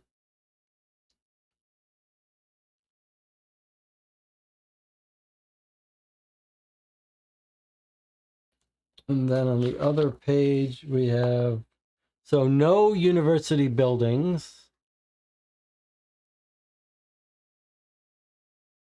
but we could try to find the cafe he went to.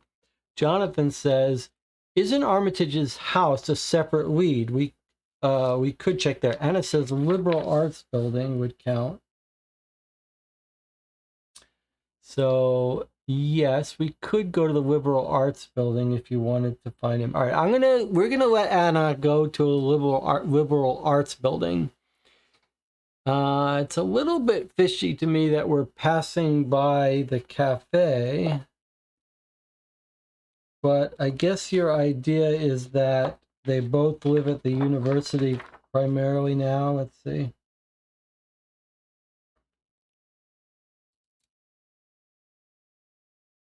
Elwood and Gilman were science majors.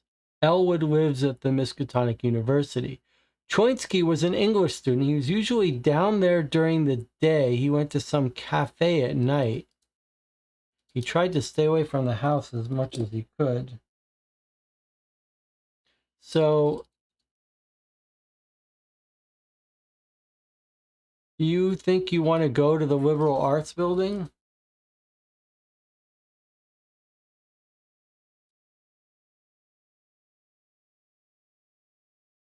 DJ Moneycut says, it seems clear that Baxter's involved, but will he admit anything if we question him? Armitage's house does have a separate entry. We can visit him at his home. If he's consoling Baxter, it feels like we could confront Baxter with some information.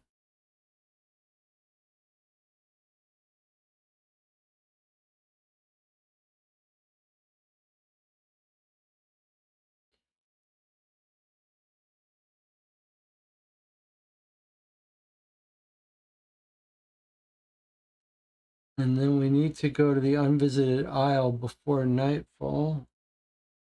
All right, we're going to go, Anna, we might need a card to confront Baxter. We do have the one card, but you're right. We might need more information.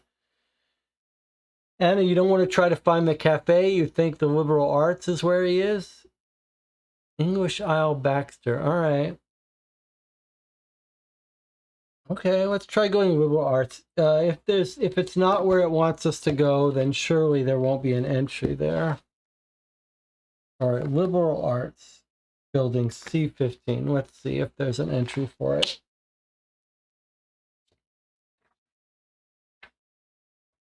All right. Well, there is. It looks like there's a reason Anna is our lead detective once again. He's in the cafe at night. Okay, well, there's a nice big entry for C15 in the liberal arts building. Outside of the Miskatonic Liberal Arts Building, you find students lazing about on the lawn reading books by Gibbons, Melville, Dickens, Poe, and Hume. Inside, a professor directs you to Paul Choinsky, who sits at a desk in an empty classroom going over the notes for his master's thesis. Here he is talking to us now. Gilman was working on a series of papers that tied spatial physics to mathematical theories. Specifically, he was convinced that in his attic room at the witch's house, the walls between realities were thin. Gilman said there were a few of these around Arkham, one on an island in the river, that's the unvisited isle, and another place near the White Stone next to the ravine at Meadow Hill. Whoa, there's the White Stone. Frank Elwood would know better than I what brought about Gilman's death. Gilman believed he crossed into other worlds while dreaming. In this other world, he said he encountered the spirit of the old witch from whom the witch house was named, Keziah Mason. Keziah participated in rituals with human sacrifices and other bizarre practices. Paul takes out a piece of paper and writes two names, Nyarlathotep and Azathoth. You can see he's a bit uncomfortable. Clearly, he doesn't understand a lot of what he tells you, simply relaying things Gilman had said.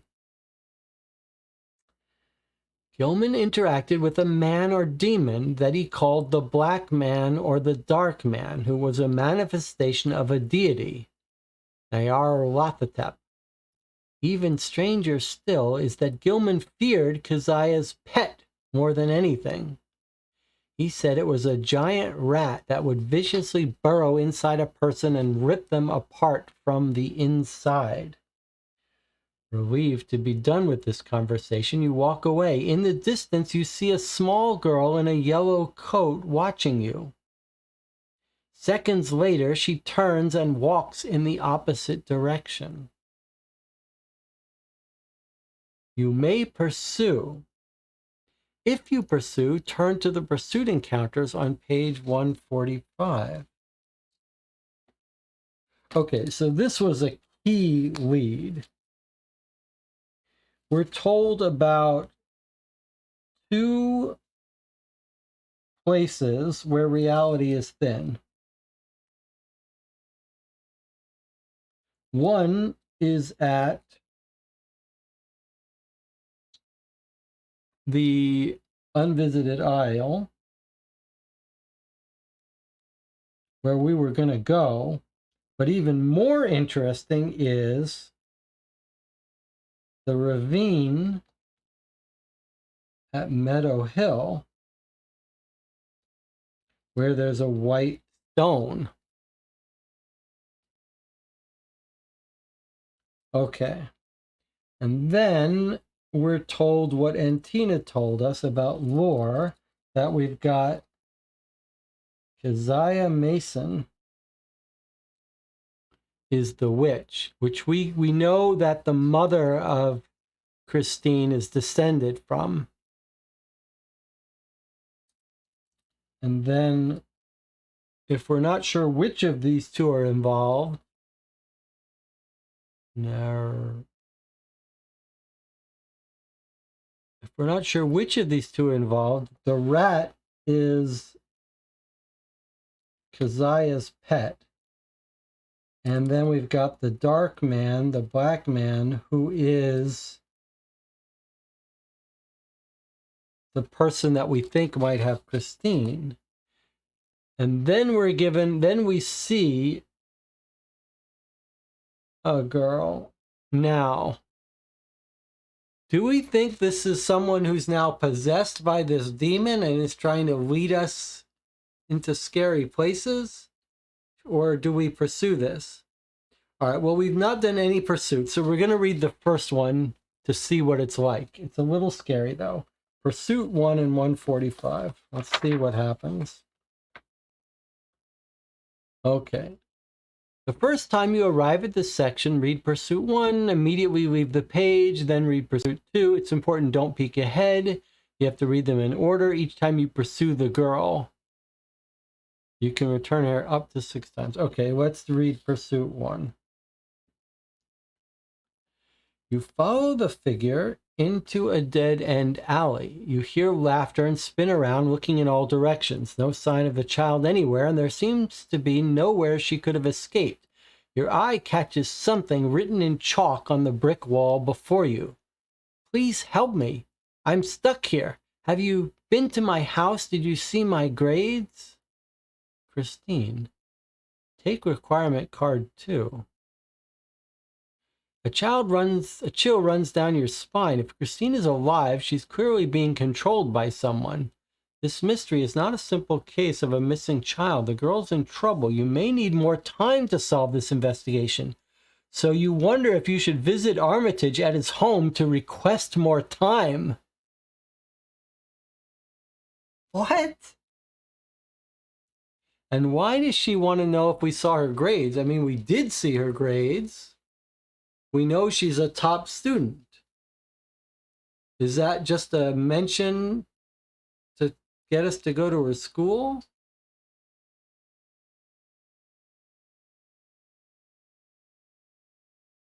Weird. But we did get requirement card 2, and we know someplace that wants us to use that. Got this in pursuit 1. Wow, this case has suddenly turned more interesting. So, from the liberal arts building, which was a key breakthrough by Anna, pains me to say it, that Anna was exactly right. So, let's see, this was C15, which got us to pursuit 1. Pursuit 1 says take requirement 2. Okay, so we should go talk to Armitage, surely. And we get requirement card 2. As a reminder, the place that wanted requirement card 2 was the house of the other kid. Kind of strange. All right, let's go to Armitage's house. U8. And hopefully we can confront Baxter there, which is what I wanted to do in the first place. Okay, U8.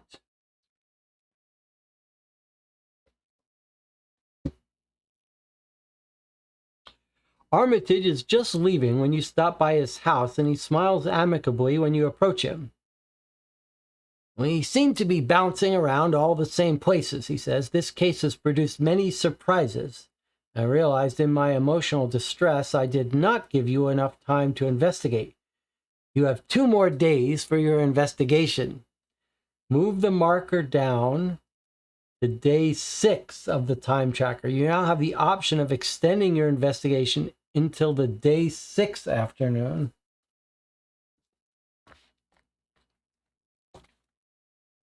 And then he says, I believe this is continuing here. If you haven't visited the Hathaway sisters, you should. They have enlightening information and some not so enlightening. But more importantly, have you seen the little girl running around town? Something odd is going on, and I plan to get to the bottom of it. You should be careful. This is turning into a dangerous investigation. I feel there might be other mysteries here. Did you get the feeling of being watched? Okay, so U8 is Armitage. So we still didn't get to talk to Baxter, which I thought we would. But extend day 6 afternoon. Okay, so now we have more time, though. Quite a bit more time. And he says, visit Hathaway sisters. The Hathaway sisters were the psychic card that we found. Yeah. Okay, let's see. Logan says, I bet the psychic will tell us that the parents went to them trying to contact the first twin and were willing to do anything. That's interesting. That's an interesting theory.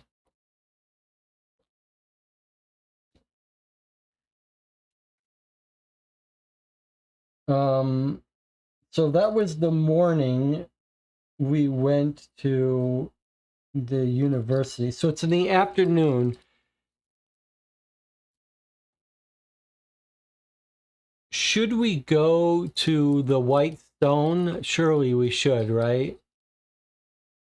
Yeah, let's go to the stone by the ravine. It's a little dangerous, but it is the middle of the day. All right, let's find it. Where is it? It's by the park. So we are told that It's by Meadow Hill. Where is the ravine by Meadow Hill?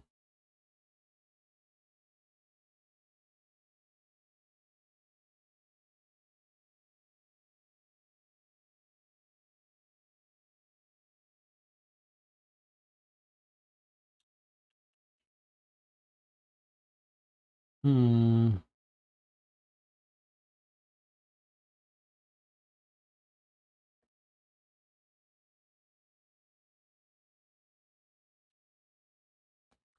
Where are we going to find this?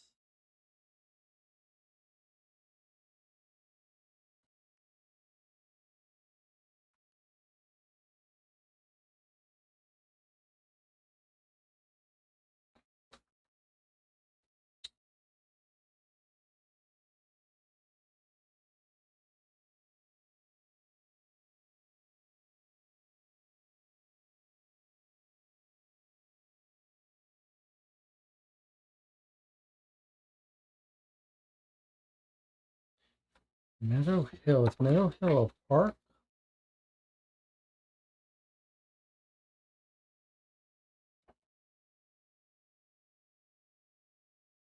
Hmm. How are we going to find this?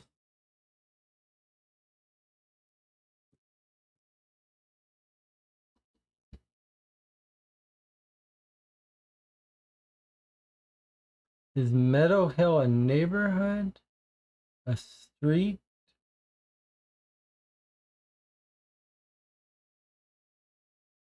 Hangman's Hill.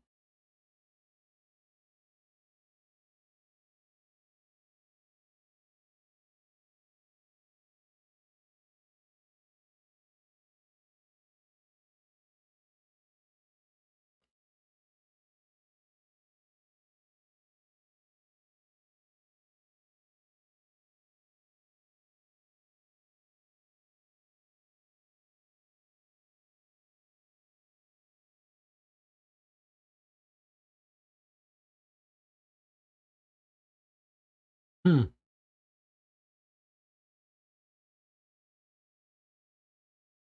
Let me just check the errata for this case.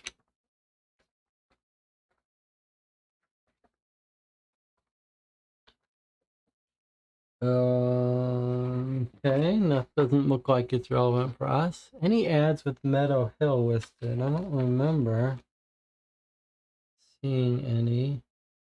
And there's no entry for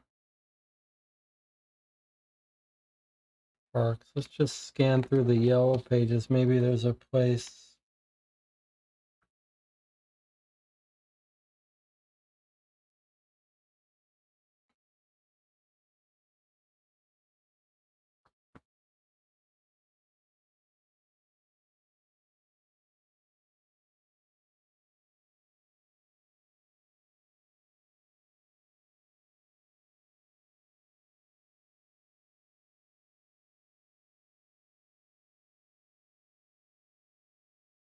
Did we misunderstand it? Is it on the unvisited isle?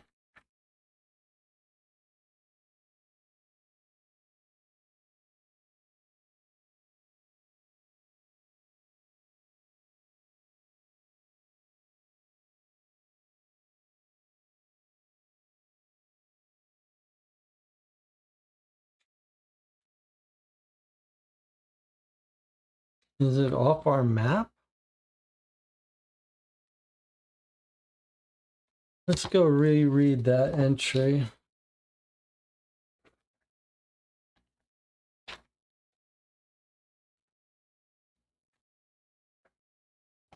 Oh, that's troubling. I thought for sure we'll want to go there. We went to the liberal arts guy and he told us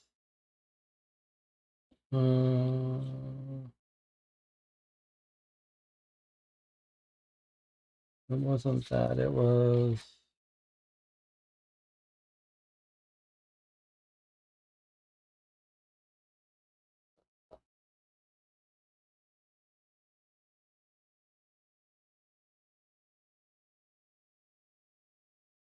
here. And let's read this. He said there are a few of those places where reality is thin. One of these around Arkham. So a few around Arkham, one on an island in the river, and another place near the white stone next to the ravine at Meadow Hill. So Meadow Hill sounds like a neighborhood or a place. Not a neighborhood. Meadow Hill.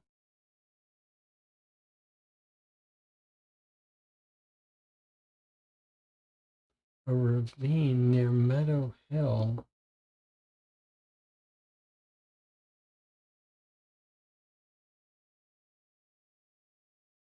I mean, there are no obvious ravines on the map. The only blue is this water.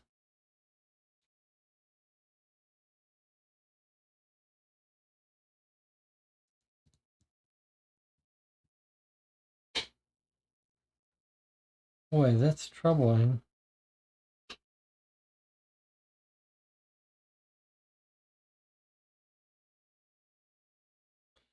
The thing said Arkham. It said there are couple places in Arkham.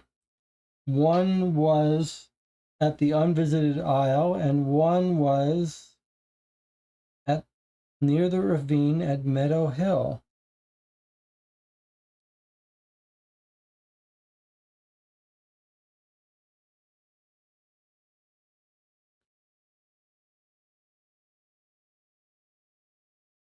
Well, here's Hill Street.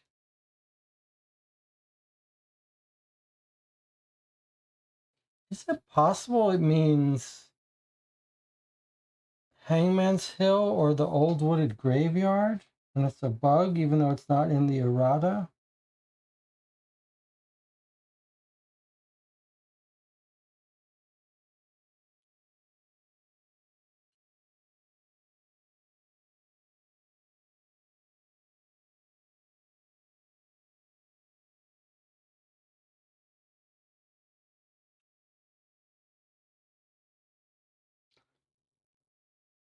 Is the top green on a map on the hill?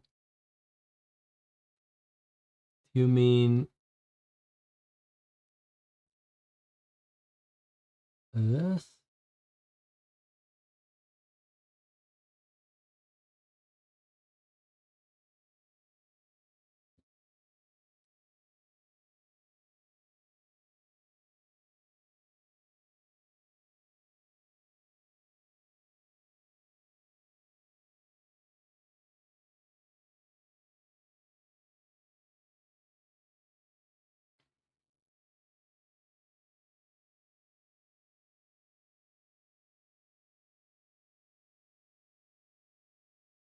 Very confusing.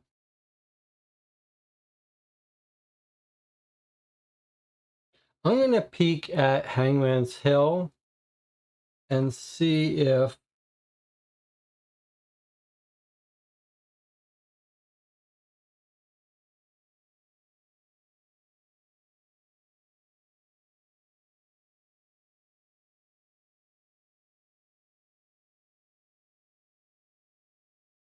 and just see if there's an entry for it, if that might be Meadow Hill wrongly with a bug. Just gonna peek. No. Well, I don't know what to tell you about that.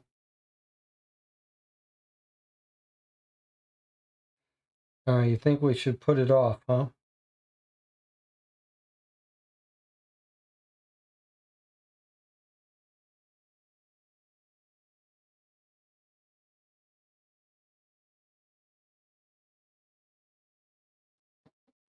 I really find it troubling that we can't go to the one place that we know we want to go. Okay, let's go to the psychic first then. When in doubt, we'll go someplace else. So if we look up Hathaway,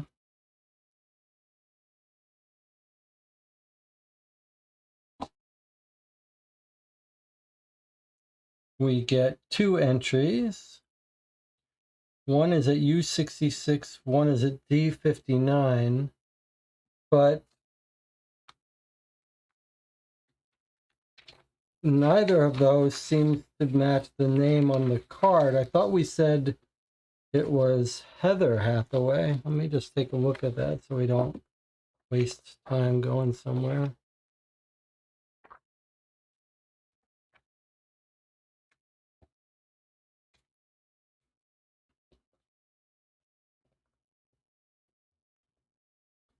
So we can reread here what her grade said too.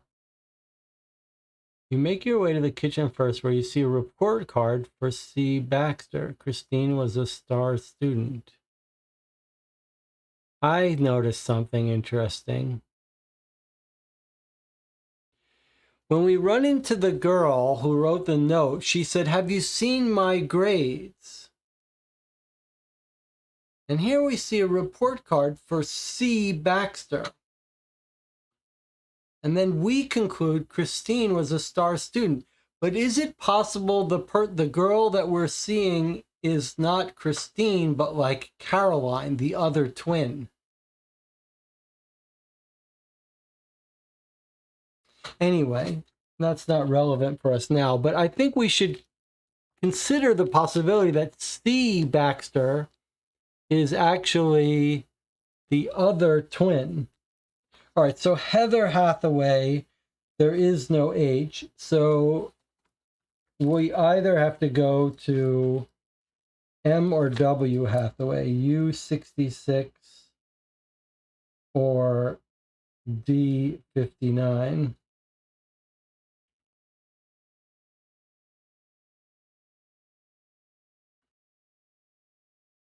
That feels like a bit of a bug there, doesn't it? All right, you got a preference? U66, which is down here at the very bottom of Arkham, or D59, which is across the river. I guess if you had to guess, we would guess that she would stay on this side of the river. Is the psychic an actual business? I suppose we could look for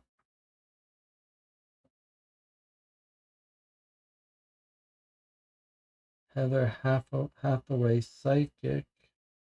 I don't see any entry for it though.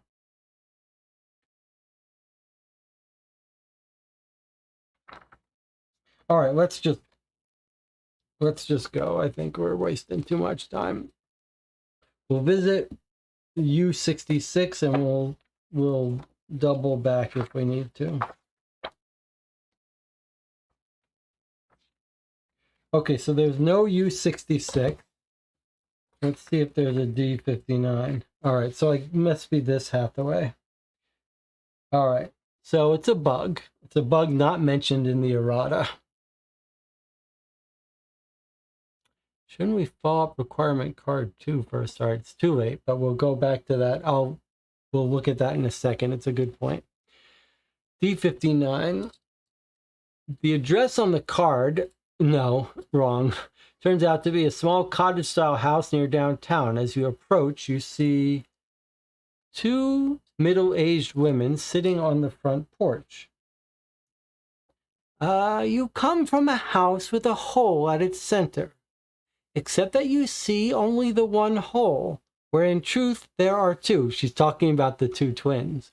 Her nonsense gives you pause, and the other woman makes a tisking sound and motions for you to have a seat next to them. Oh, don't mind her. She's blind and she's a prophetess, but she doesn't bite. My name's Wendy Hathaway, and this is my sister, Heather. Sometimes I have trouble figuring out what she's yapping about. But I can guess this much from what she said. You come to us about the house where the little girl went missing, the Baxter house. Let's see what my sister has to say to you, and I'll do my best to interpret. Heather resumes. In the cut of the earth there's a stone, white as the driven snow. Every year it's stained red by the sacrifice of innocence. You cannot confront this being with your wits alone. If you follow, I see something removed and something gained, but I cannot see more. My vision is permitted. Wendy states, I think the cut of the world is a river, but a stone, perhaps Heather sees the ravine at Meadow Hill. You'll need to take a train to get there. If you go, take some kind of protection or call upon the help of someone? I'm not sure. Heather also mentions you going after someone. You must be careful. So there's a reason it's not on the map. We have to take a train to Meadow Hill. Bring protection. It's good we didn't go there then. You must be careful. Now Heather begins again. She will ask you to follow her. She pauses, her eyes bigger than before. Fear contorts her face. You have to find the one that can protect you. No, I sense a presence. I see fire, then darkness. I see your soul used in a bargain to save the life of another. I see a man of cloth giving you an artifact. A priest? Preacher? She winces and folds her arm over her head. Her sister is quite alarmed and peers over at you suspiciously. Ooh, sometimes she gets very tired. Please leave. I will take Heather inside to rest. You stop Heather. What does she mean by artifact? What did she see? Wendy turns her head slightly. I think she means a religious item like a cross or rosary. I've never heard her tell someone to seek protection. This worries me. Check the First Baptist Church. You must go now. Alarmed, you walk down the steps of their porch. Across the street, a little girl in a yellow coat is watching you. She waves for you to follow her and turns to leave. You may pursue.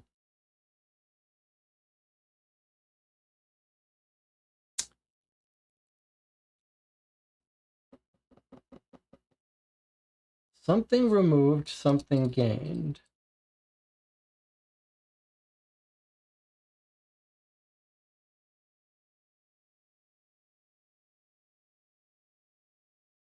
Okay, and then we need to record that we went here. E59. All right. Well, are we going to pursue?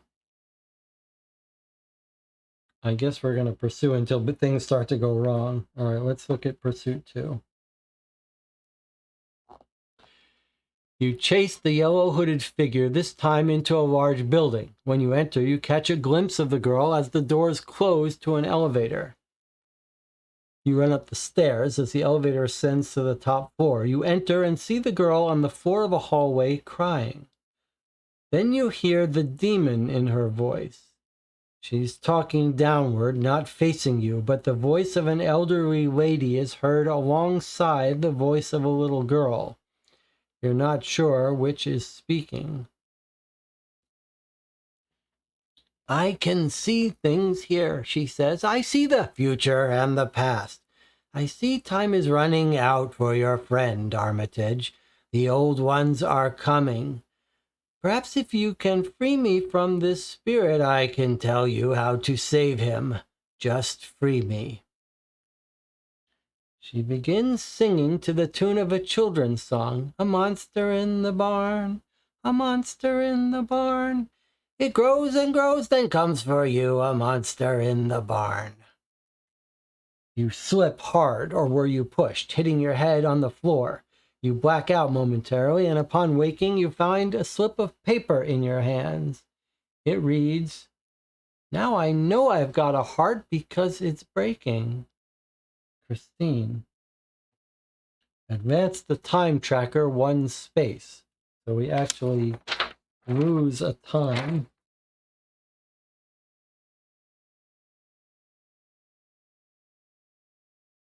Penalty from pursuit 2.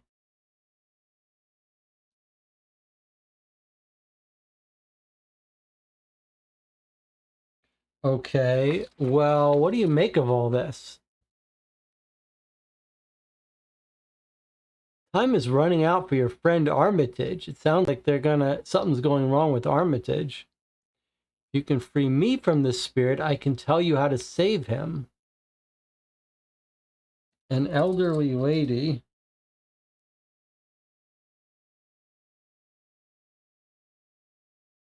is in the girl.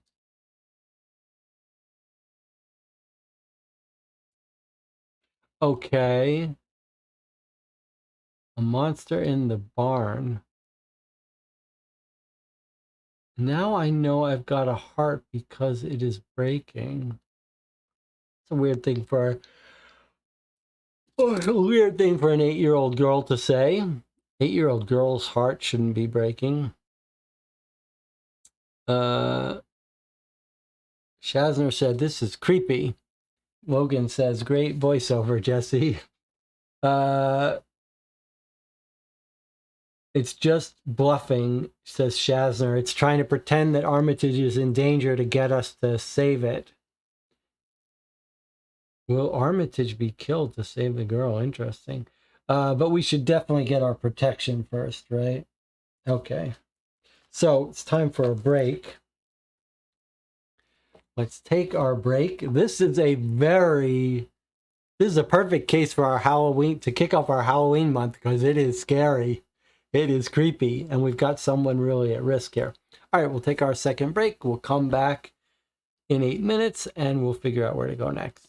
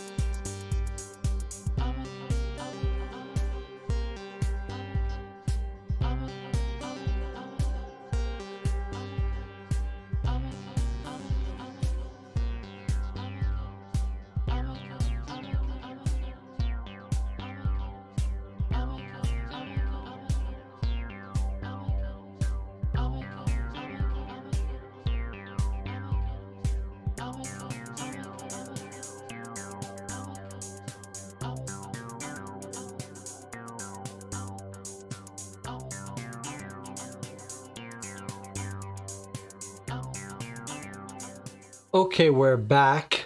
We've got a very interesting case on our hands. I think what we should do is spend a moment listing the possible leads we might follow. So starting backwards, most recently, we've got the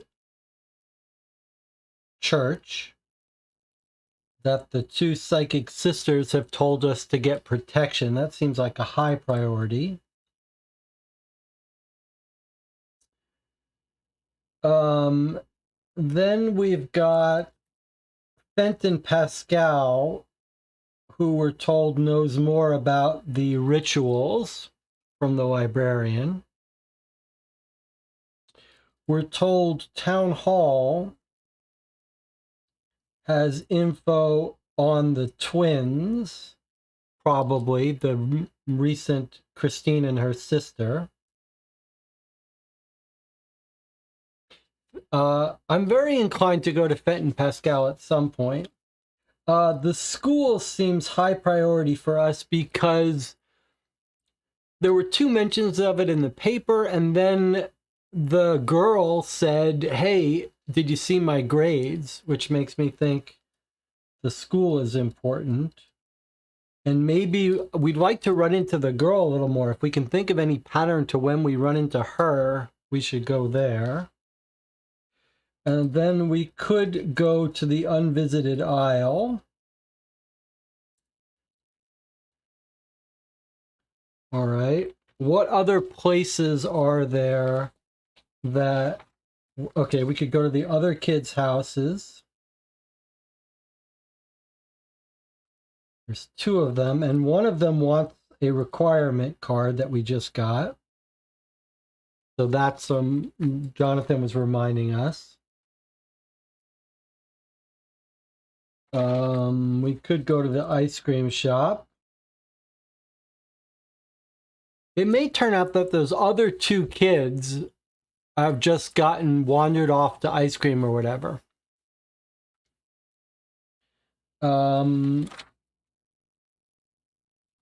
We could go to the Mason family, the Witch family.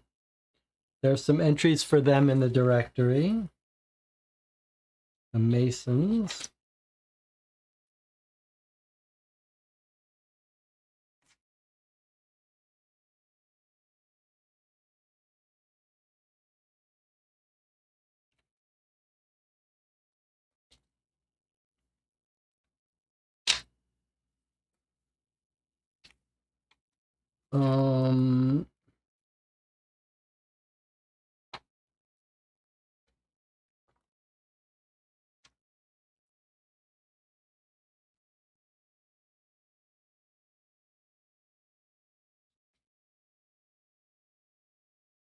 That looks like all I have here.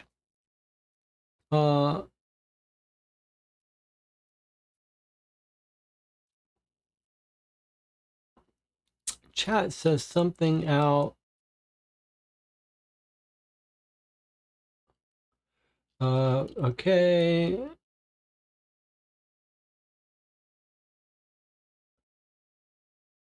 Okay, so here are the list of leads that I have for us to consider following. Are there any that I've missed?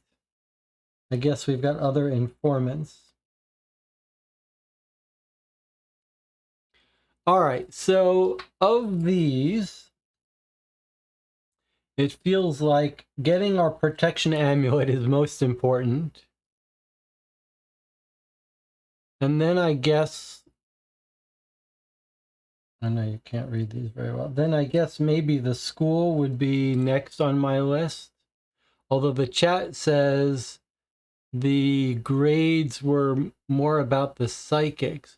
Why do you think Anna says, I thought the grades were a hint about the psychics? Could you explain that to me? Why the grades are a hint about the psychics?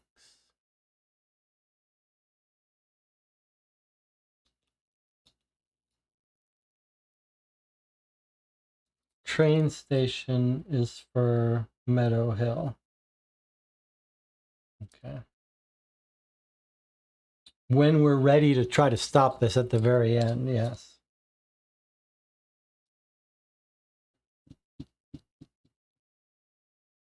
The note about the psychic was near her grades. I see.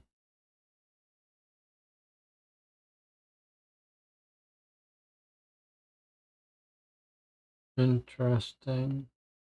So you don't think the school is relevant? Okay, protection first. All right, let's start out with the protection. First Presbyterian Church. And where did we go left? Last we went to the sisters. D59.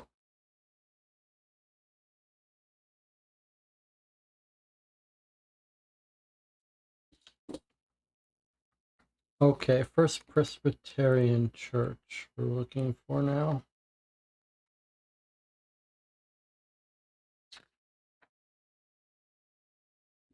First Presbyterian is U6.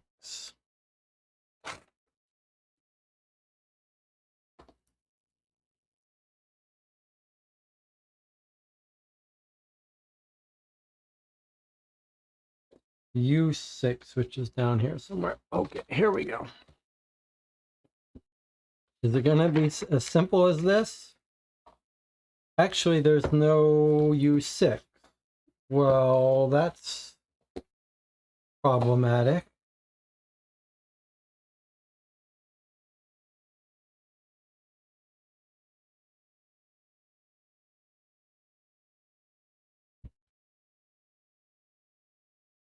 First Baptist, was that it? It was First Baptist, not... First Baptist is F15.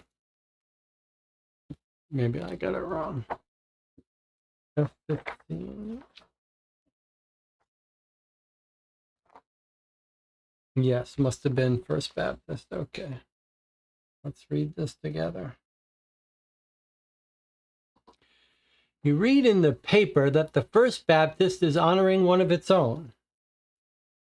For a moment, you question the innocence of this ceremony, seeing malign intent behind the innocuous celebration. You read in the paper... Okay, hold on. What's happening?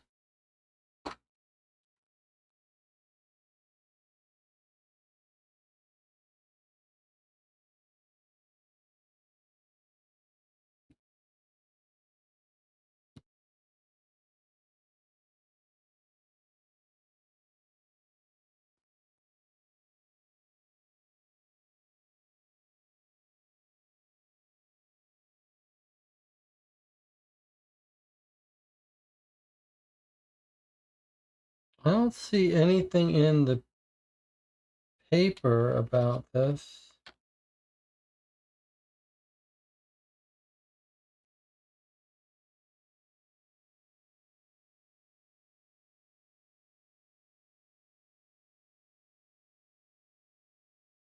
All right, let's just go make sure that that is what they said. And that we didn't misremember it a little bit. It was Baptist? Okay, Baptist.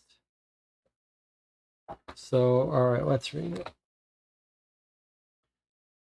Okay, you read in the paper that the First Baptist is honoring one of its own. For a moment, you question the innocence of this ceremony, seeing malign intent behind the innocuous celebration. You shake your head to clear your thoughts. No, that doesn't make sense, you tell yourself. The front door to the church is open and no one seems to be about. To your astonishment, you see a white sheet covering a tremendous bulk behind the pulpit. It's too big and wide to be a cross. You reach under and feel stone. It's a tremendous stone sculpture that weighs several tons. This makes you feel very uncomfortable. You examine the podium.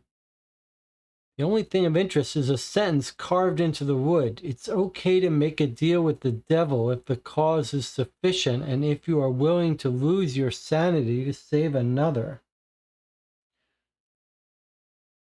On your way out, you see a cross in the foyer and have the overwhelming urge to take it. I don't know why this is here. It seems like that was something you're not supposed to see yet.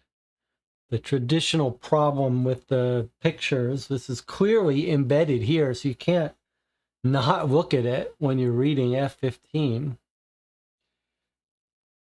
Okay, so what's happening here? At this church, we see a stone that seems very creepy. It gave us visions when we touched it. It gave us a bad feeling, and then we see some mention about making a deal with the devil. Then we see a cross and took it. Like, I feel like we're being tricked into something or something. This is very creepy.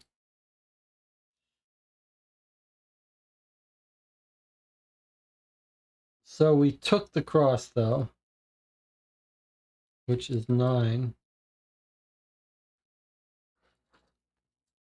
Pretty creepy, though.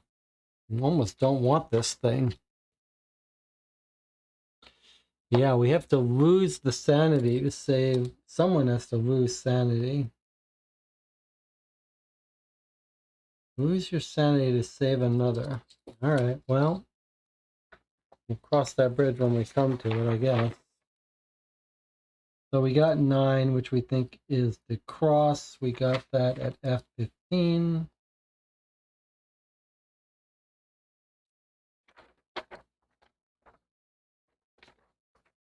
And that's Wednesday morning. So I guess I'm going to fill out our extra days for us. Afternoon, evening, Thursday, morning, afternoon, evening. 1, 2, 3, 4, 5. And then Friday, morning, afternoon. That's our 6th day. 1, 2, 3, 4, 5, 6. Okay. All right. Well, we've got the cross. It's not the ideal protection. Logan says, do we go to the ravine right now? Do you really think we go there in the middle of the case? It feels like that's how we end it.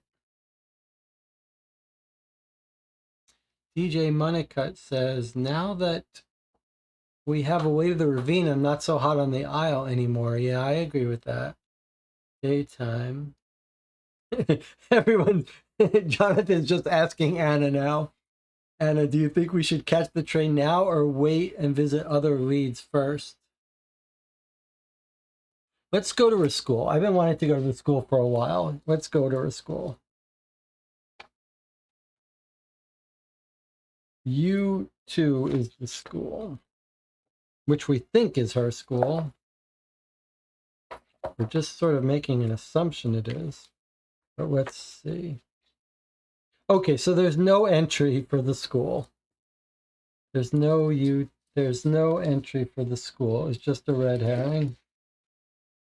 Although that might not be her school. Her school might be F19. Let me just see if there's an entry there. Remember that strictly speaking, the rules of this game say, okay, so there actually is an F19. So before I read it, let me talk to you about something. The strict rules of this game say that even if you look up a place, if it's not there, it costs you a time. We don't even pay any attention about this. There's 2 articles about this school, Daniel Shea's school. So we wrote down its address. But then I also remarked, let me just check the other schools, find the one that's nearest them. And actually, that was a totally different school, not mentioned. So I just checked that one out, and that one is... there is an entry for it. So we're going to go to that school now. All right, so let's read this school entry and see if we've stumbled onto anything good. All right, so it says,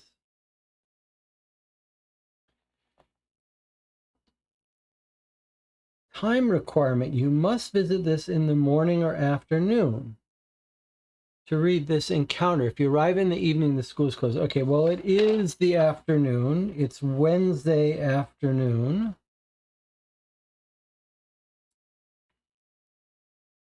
F19. This one's F15. Okay, so we do get to read this because it's the afternoon.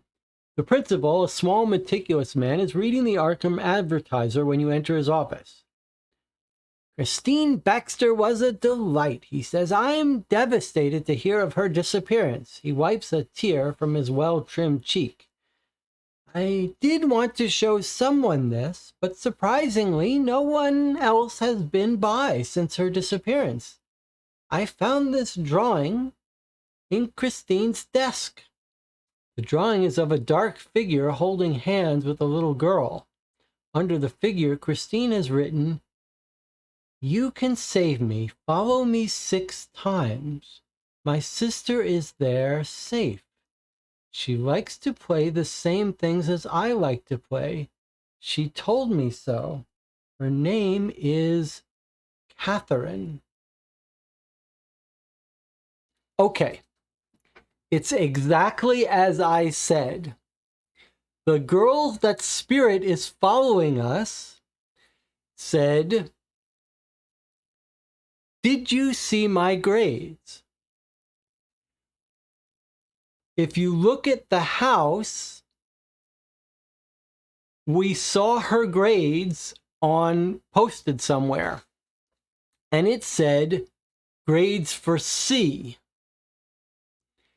And when we were reading that, it said, oh, Christine has got great grades. But I pointed out, I wonder if the C could be for the other twin, and it's the other twin that's following us. And I think now that's what's happened. So I think what we're told here is that Christine has been seeing visions of her sister, Catherine, just like we've been visited by the sister, Catherine. Not the newly missing girl, but the original twin. And Christine, here is her picture. The missing girl, Christine, is seeing visions of her sister, Catherine, who we also saw and also told us to look at her grades. Okay, follow me 6 times. Well, do you know what the follow me 6 times means? I was thinking when I read that, oh, we're going to have to do something 6 times, but it just occurred to me, the 6 times are the 6 pursuits.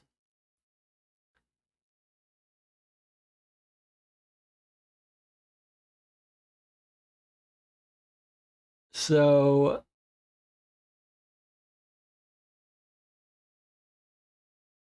it seems to suggest that we have to do that pursuit 6 times. But Chesner is saying what I'm thinking too. I've got a bad feeling about it. Like, is this a demon tricking us?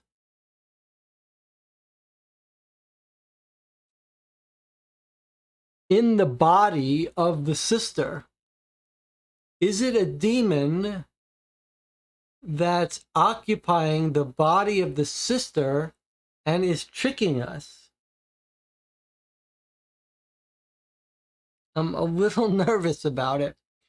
Logan says, do we have enough time to do 4 more? Yes, we do. We certainly do. We've got 1, 2, 3, 4, 5, 6 turns officially.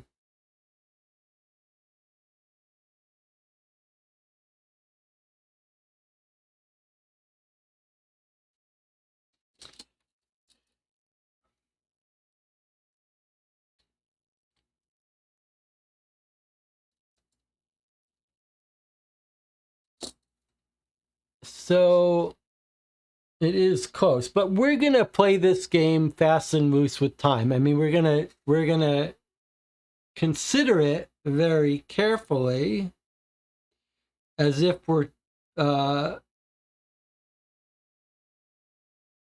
gonna play this as if we have to do it on this timeline, but we'll have to decide whether we're gonna be serious about it later. So Jonathan says, I think we'll get 1 from taking the train to Meadow Hill.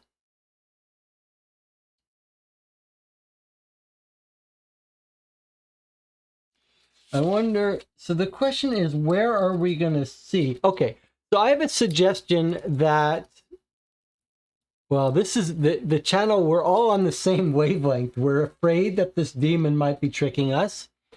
DJ Moneycut says, could going to the ravine before the pursuits end be bad? That's what I'm afraid of. I'm afraid of that's supposed to be something we're supposed to do at the end. Another thought I have is now I think we do have a reason to go to the unvisited isle, because that seems like where the worlds are thin might be a good place to meet up with Catherine.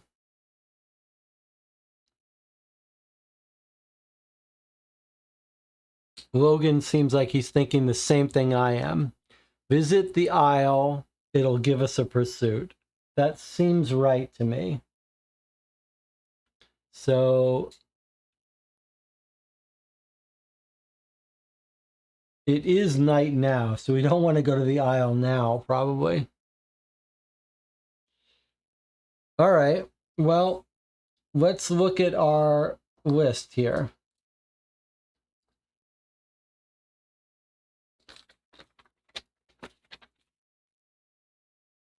Assuming I'm not missing anything, we went to the church, we went to the school, it was F19, this was F15. All right. I don't think we need to go to the town hall anymore. We've identified the twins.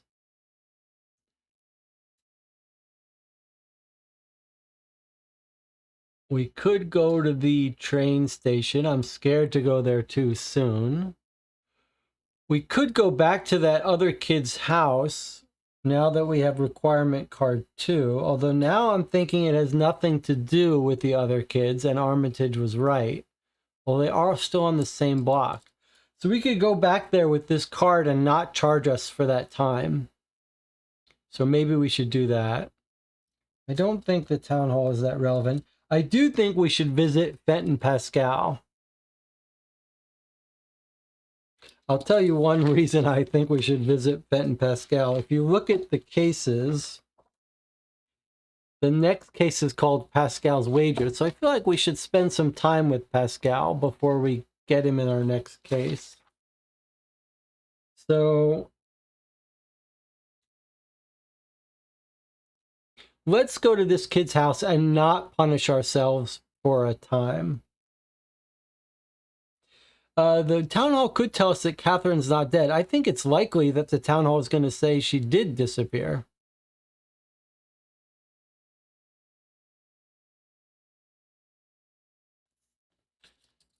So let's go use our requirement card 2 for free and not charge us, because we're just going to return back. So that was F36. Let's do that. This is not, we're not going to charge ourselves for this time. So we were already here at Adelaide Klein's house. She says Adelaide disappeared in broad daylight, playing with other children. This says if you have requirement card 2, we're going to do this now. Okay, so you remember the message the girl wrote on the brick wall and note the name of the school she attended from her report card. Okay, well, that was useless.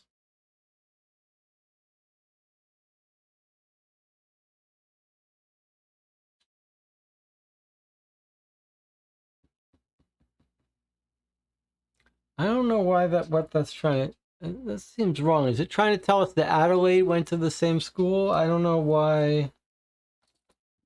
That was a weird thing. That seems like a non sequitur here.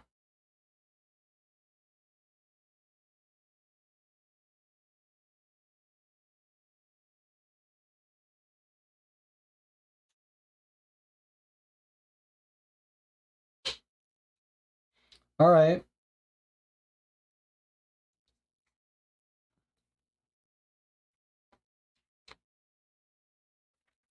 So we still have the other kid's house to visit. if we wanted to. We didn't charge ourselves the time for that because we were just revisiting. Did you look up Pursuit instead of Supplemental Encounter? No, I read a Supplemental Encounter. I didn't read our Pursuit. All right. I suggest we go to Pascal. We were supposed to go to Fenton after the church. Well, we weren't, says Anna. We weren't supposed to go, but he was recommended for knowing more. Do you think the sisters also mentioned Fenton? Let me just see if that's true. If so, then we really have reason to visit him. Let's see.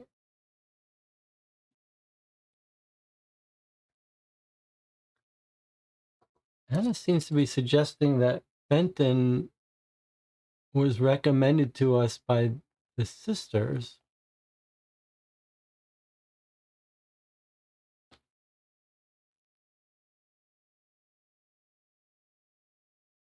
Religious item like a cross or rosary. I've never heard her tell someone to seek protection.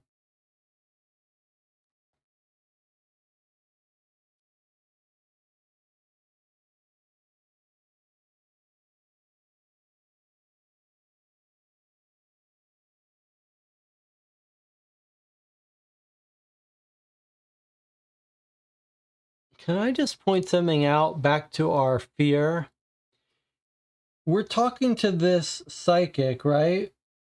The sister, and then it almost seems like something's taken over her mind. She will ask you to follow her. Then she pauses. Her eyes get bigger, fear. She says, you have to find the one that can protect you. No, I sense a presence.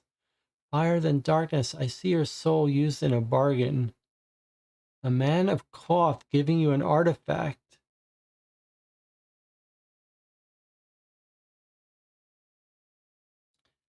I'm suspicious. I'll note that no man of cloth gave us this artifact that we took off the wall.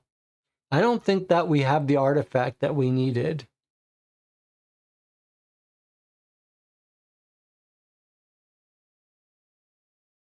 So I want to caution us. I don't think we have the artifact we need. Maybe Fenton will give it to us. All right, everyone's agreed we're going to go to Fenton. Pascal Fenton. Okay, where is he? All right, Pascal Fenton is L4. So L4, which we do have to tick the clock. We're going in on Wednesday evening. Let's see what Pascal can tell us.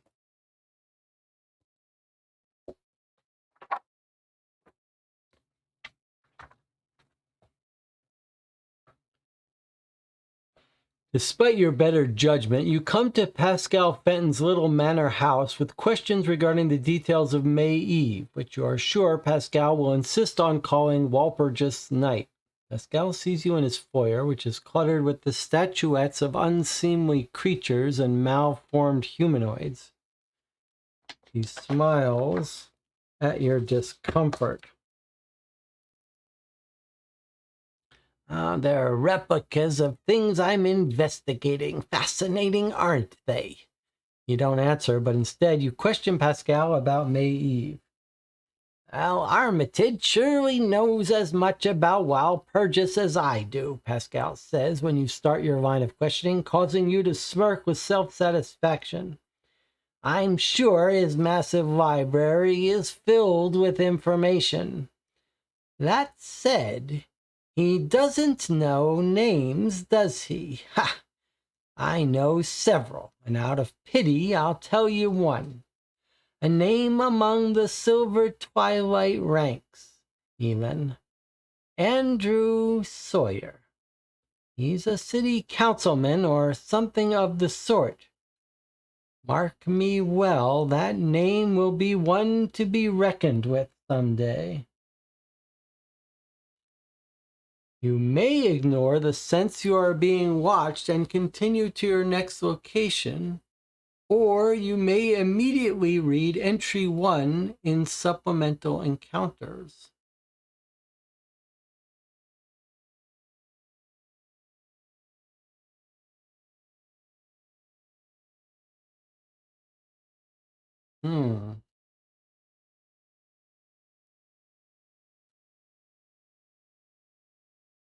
Is it going to be the girl?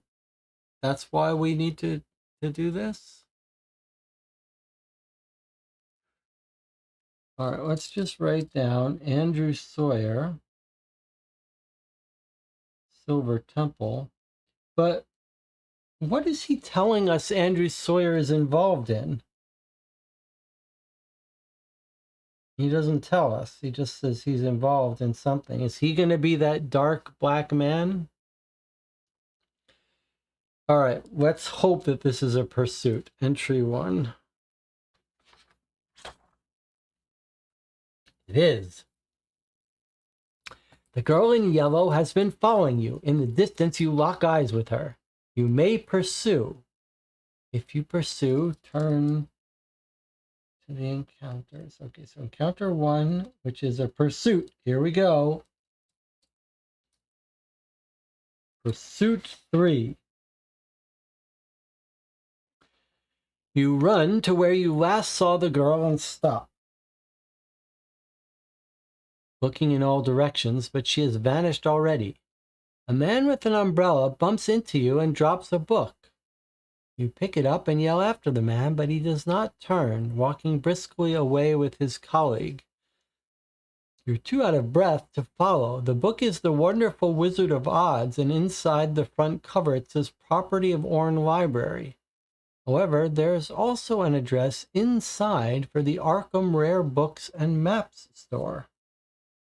Take requirement card 1. Who was saying in the channel that we were reading a quote from The Wizard of Oz? It's another connection to The Wizard of Oz.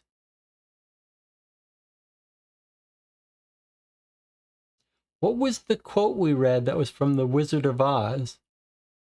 Take requirement card 1.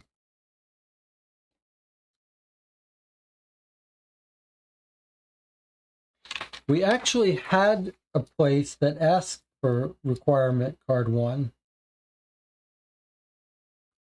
So we should go back there now that we have this.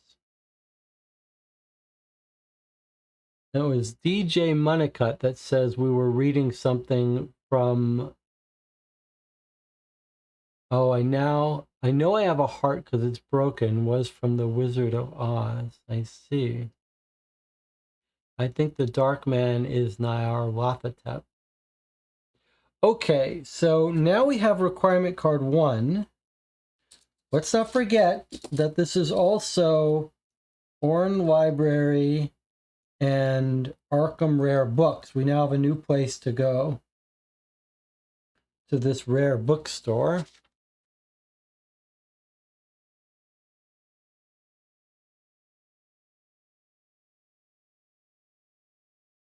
We visited Pascal.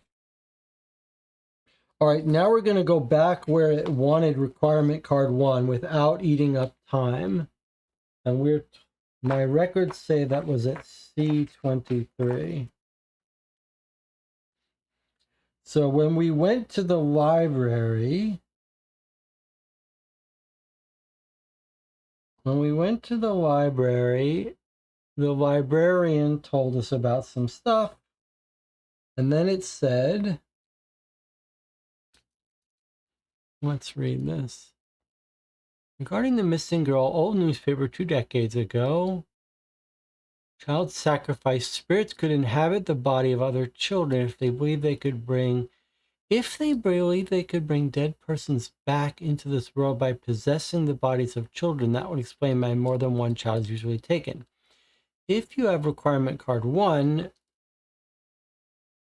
read entry 1. We already read that. That seems like a bug then, right? Because entry 1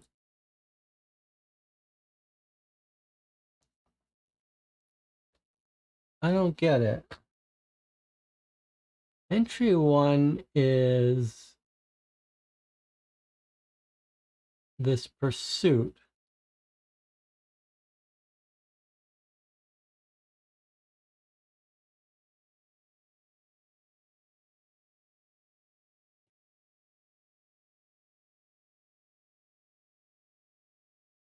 But that's how we got this.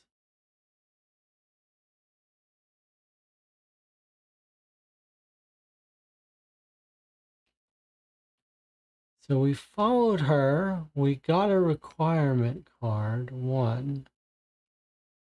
For all the game knows, any pursuits could have gotten us here. And then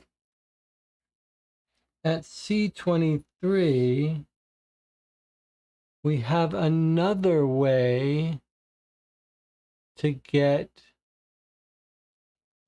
I think we get to trigger another pursuit.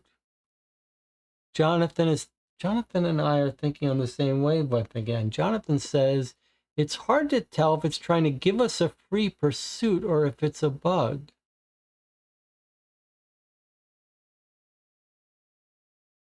Yes, it is. It seems like it's just an accident of timing that we happen to get these 2 in a row.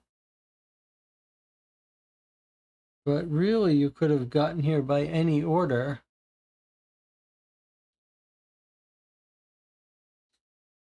I'm kind of reading it that it's a free pursuit.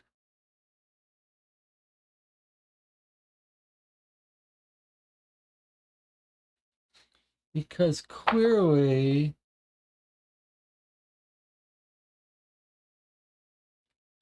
it seems like it's a free pursuit to me. Anna says free pursuit. Take the free pursuit now, says Logan. If it's not our problem for now. Okay, so we're taking a free pursuit. Who knows? Maybe it's going to be bad. Okay. The yellow hooded figure runs into a 2-story building and stands at the 2nd floor window. She yells for you to stop when you get close to the building's entry. Please don't come inside. I will be punished. You want to help me. I can't be seen with you. I need you to do something first. Go to the witch house, but do not believe anything that old man who runs it tells you. Don't tell my father you have seen me, or they will come after him too. Find who that man is at the witch house, and oh no. The girl looks behind her, fear in her eyes. I must hide. She disappears inside. You run up the stairs and look all over the building. No one is there.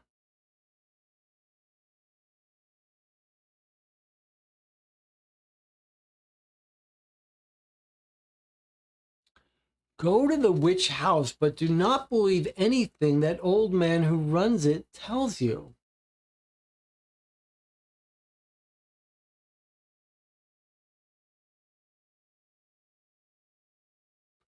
Find who that man is at the witch house.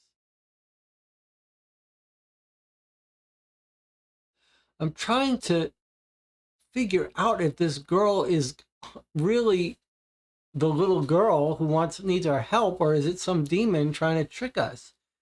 And this statement here doesn't help. On one hand, why is she saying don't believe the guy who runs it?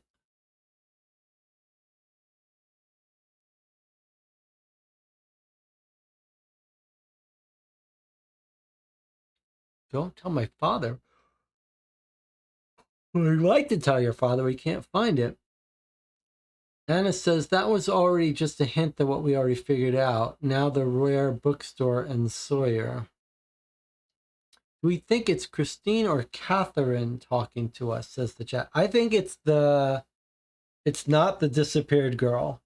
It's the sister. But I have a thought.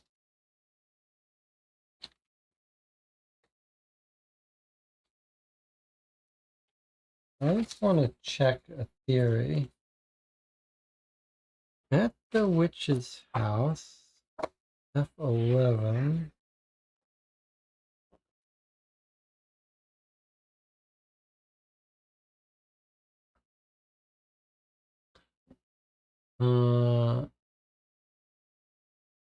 But why does she not want us to leave anything the guy says? The landlord, Mr. Dombrowski, greets you at the door.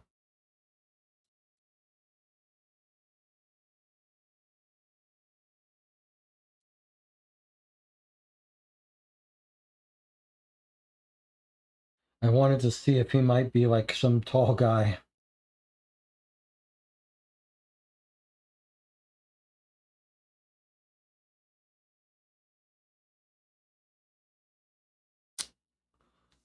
Don't believe anything he says. Why does the spirit say that? That's a very weird thing to say. We can't visit this guy. I was thinking, is this guy involved in this somehow?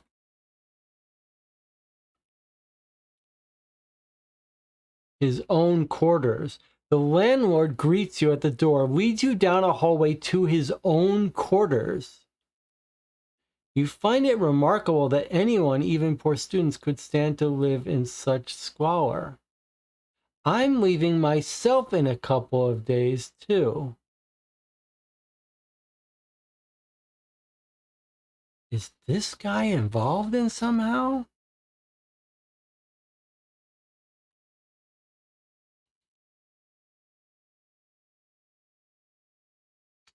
Unfortunately, there's no way to interact. There's not a separate entry for him. All right, I'm just going to put a note somewhere to beware of this guy.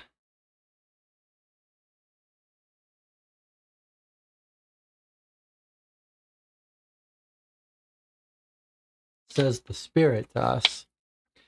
DJ Moneycut says everything he said checked out. That's what I'm concerned about. Like, why is the spirit telling us not to believe him when everything he said seems to check out?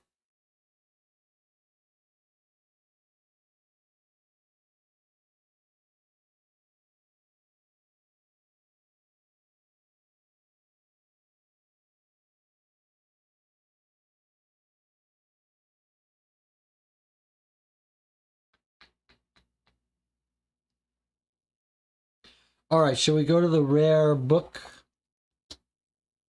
store? Where's our list?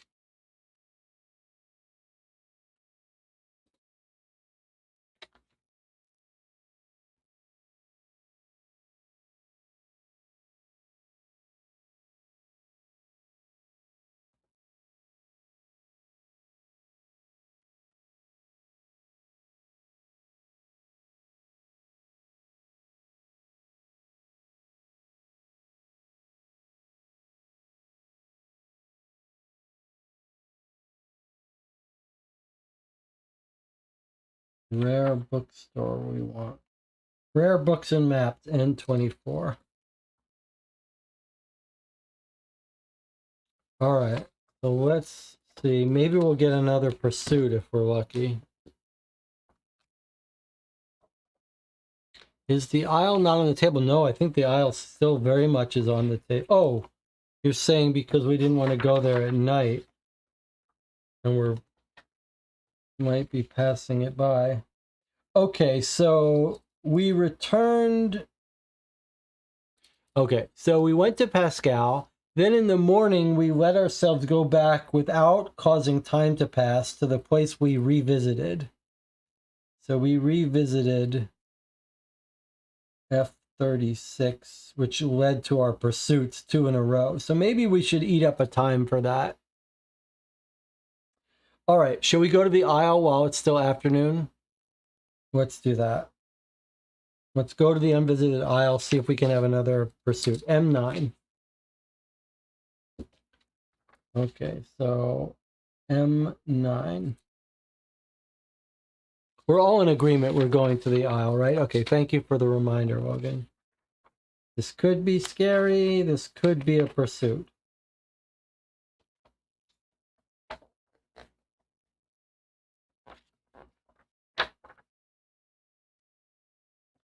Okay.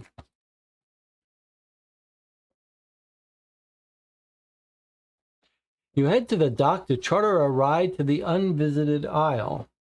The old ferryman smiles at you, reeking of bathtub gin. After arriving on the island, you spend an hour searching, but find no information on Christine Baxter.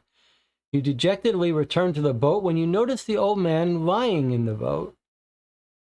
You kneel next to him and see his throat has been slashed. From the look of the cut, you can tell it was made with a jagged edge.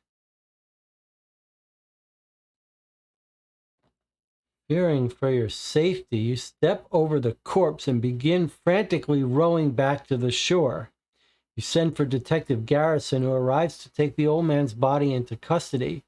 You're questioned by Garrison's men and released. Shaken, you continue your investigation, but can't help but think that someone is trying to scare you off this case. Take requirement card 7. Yikes.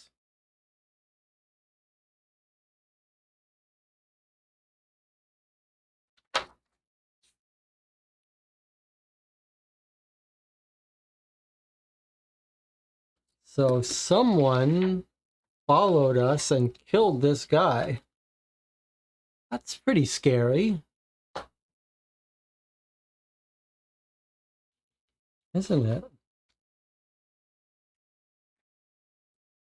I mean, that was scary. And weird. Yes, and weird. Okay. So it's evening. Let's go to the rare bookstore now. Rare bookstore is N24.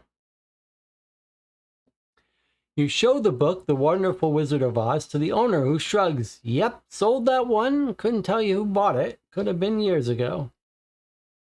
I'll be right back. He disappears into the back, then returns with the Arkham Directory in his hand. Let me see. Oh, yes. The book was gifted to a girl named P. Susan. Now, are you going to purchase something or just bother me?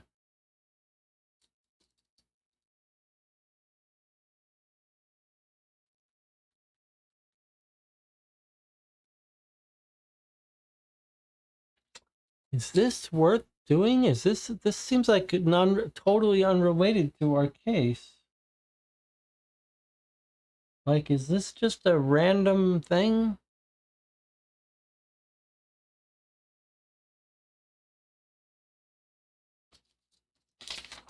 I mean, we could look up P. Susan, surely. We need 2 more pursuits, though. I know where we could get a pursuit. Let's look up P. Susan while we try to think where we could get more pursuits.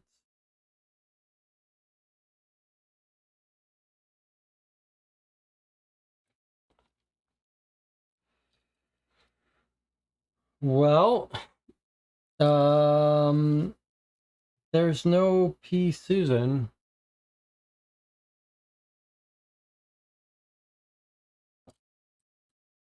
What is that all about?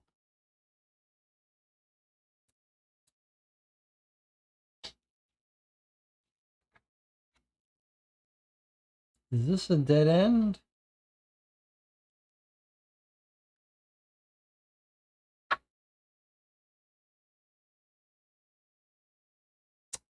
I'm not sure what to do.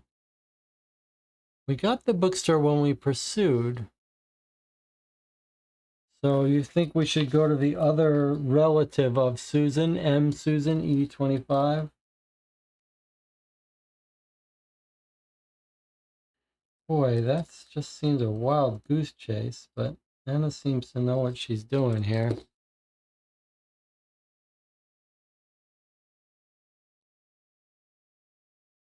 All right. Well, we can't go to P. Susan, but we can go to an M. Susan, which is E25. All right, well, let's look at our leads here. First of all, let me enter this N24.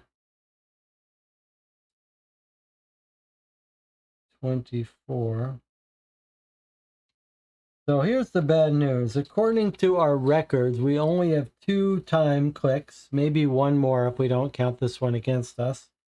in which time to have two pursuits and get on the train.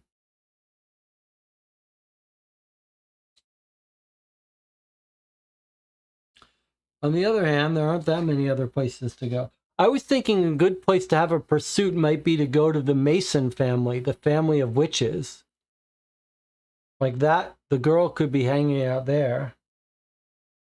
All right, so here's what you got to think about. You think we should go to Susan, the person who bought the book? That's when we had the other pursuit. We could get on the train. Is it too late to get on the train? I mean, is it too early to get on the train? We could go to one of the Mason family people. I feel like the witch's family might lead to a pursuit. We could go to the other kid's house. We've caught some pursuits there.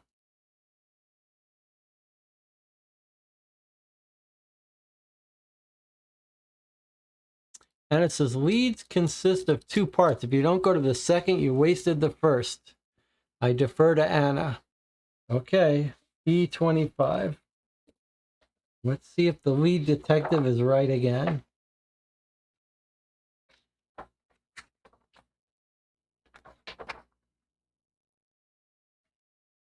Okay, this is getting ridiculous.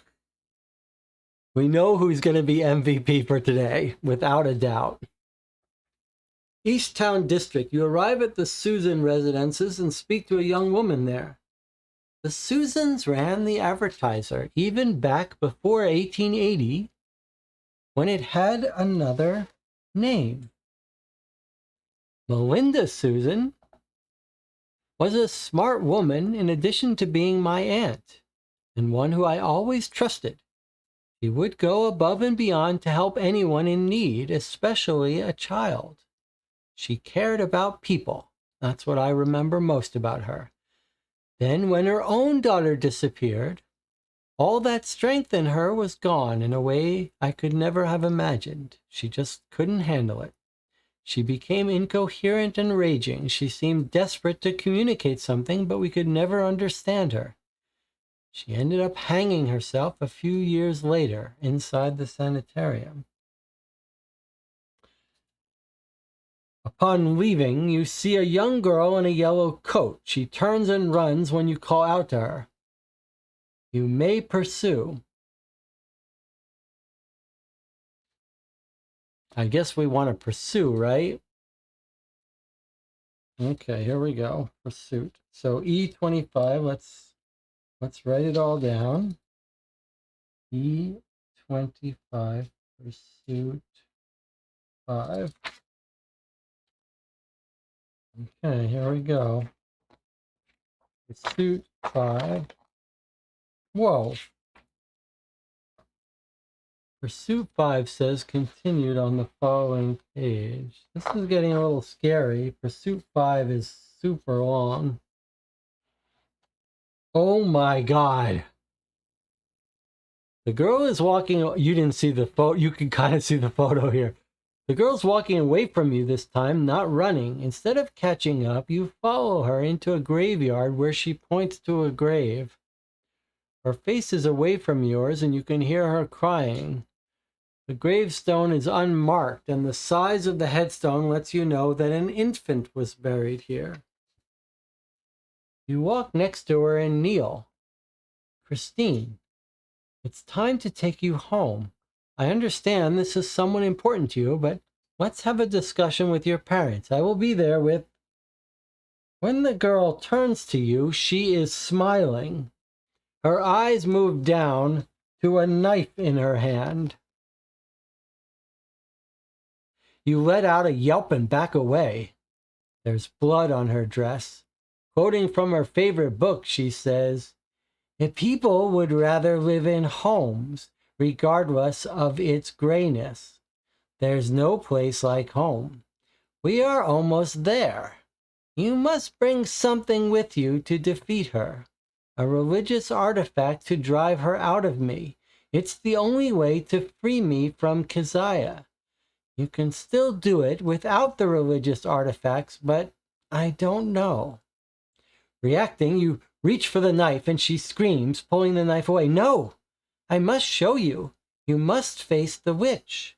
Please. I miss my family. My sister is here, but she's not the same. Help me. Don't leave me. You don't understand all the horrible things she does to me. She's crying profusely when she turns and runs away as fast as she can. You may choose immediately to advance the time tracker one space and continue to pursuit 6. Or you may go back to your investigation and your next pursuit will take you to pursuit 6.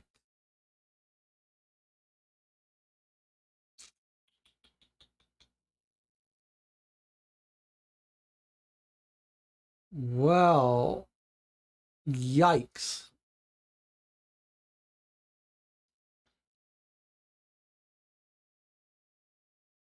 Now we've got a bit of a tough choice to make, actually. And it's exactly what Jonathan says. Jonathan says, I still want to take the train. DJ Moneycut says, is the witch the big bad or the dark man? Logan says, train or we won't be in the right place.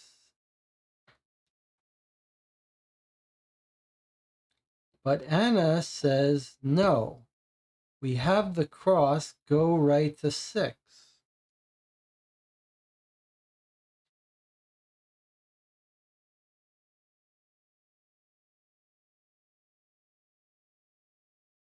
This is very interesting. Is it going to be 2 different ways to get to pursuit 6? Or would we be smarter to go on the train?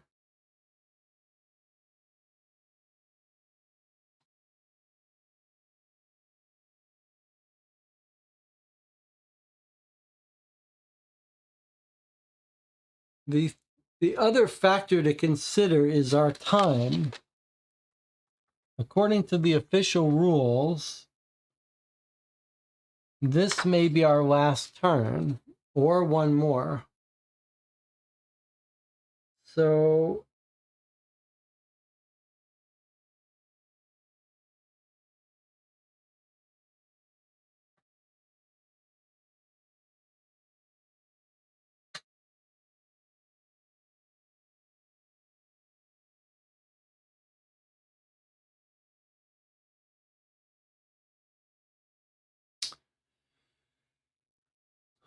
Logan says, oh boy, a real choice. Don't we go to 6 either way and the cross is not dependent on our choice?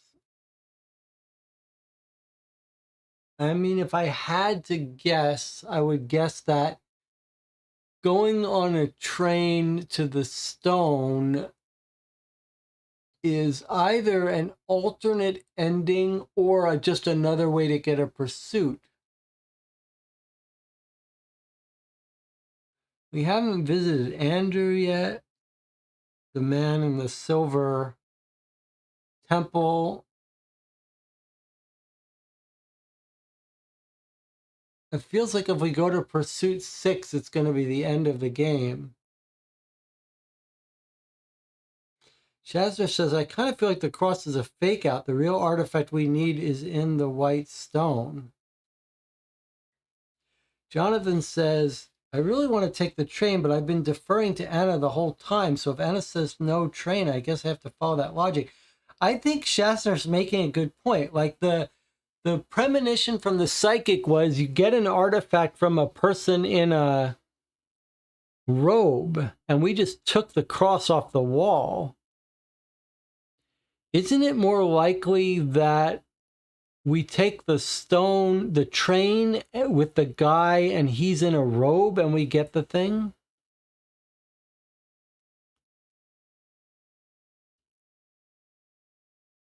Anna says, don't worry about time, just go to Sawyer, then to the train. Yeah, I mean, on the other hand, I think Anna has a point. The part about it saying you can go right to 6 seemed to be like, okay, if you don't have the artifact yet, you can leave and get the artifact. But if you do have the artifact, you should just pursue it. We can't carry a huge stone now. Okay, well, it's time for us to take a break, however. So this is a bit of a moment of suspense. This is a scary moment for us. We're going to take a break. Everyone is going to, when we come back, I want you on the record. Do you want to go to the last pursuit, or do you want to get on the train? Or maybe visit this other guy first? How strict should we be about the time? If we're going to be strict about the time, we should be going to pursuit 6 right now. But if we're not going to be strict with the time, we could try to get on the train first. But first, we have to take a break. I'll see you in 8 minutes. We'll make our final decision on this very scary case.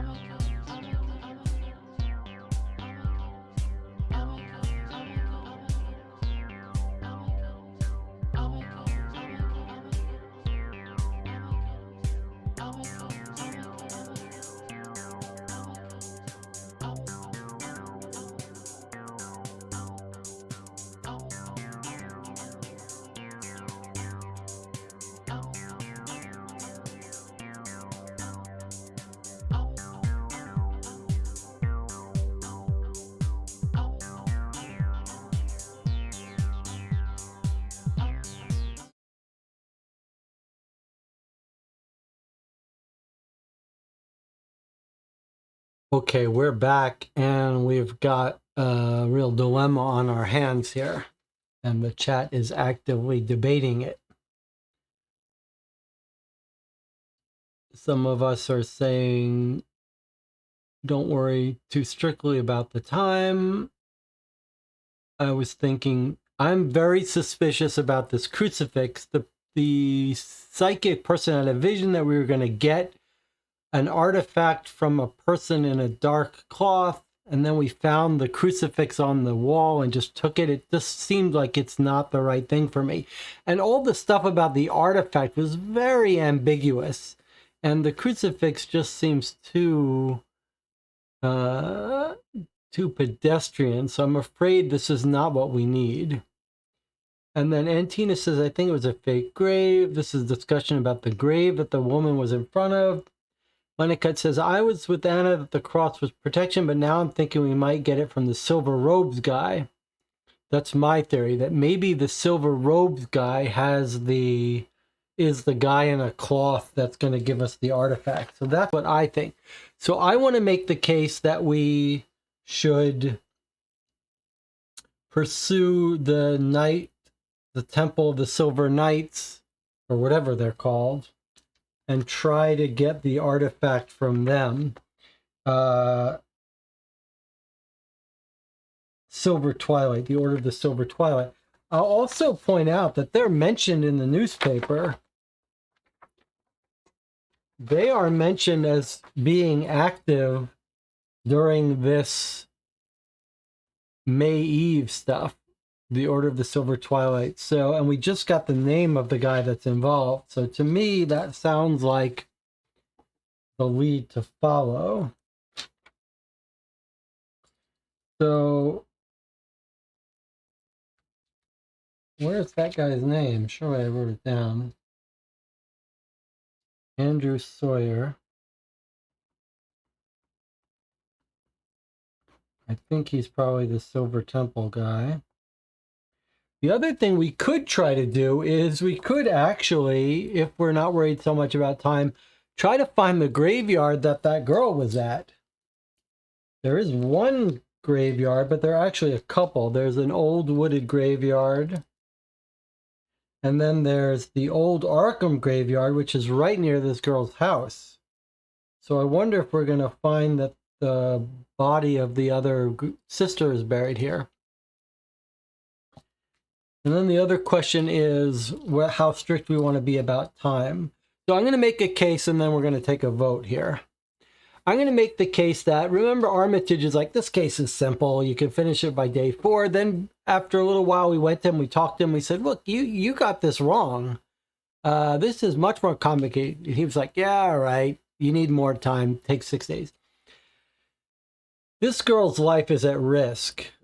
It's up to us to save her. But I believe this may be one of these cases where we've had some experience in Arkham, and maybe this is going to be a case where we have to go against Armitage's advice and suggest that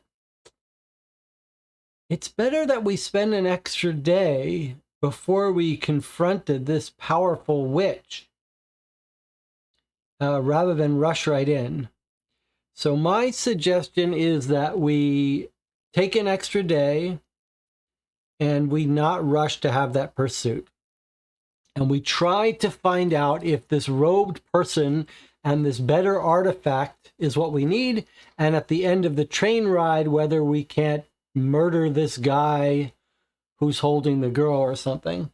So I say that we go to the Silver Temple Andrew Sawyer guy.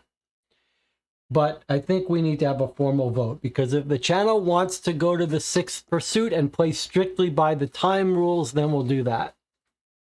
So what's your vote? Is your vote strict time, go to the pursuit, or is it spend an extra day and try to track down Sawyer and the train?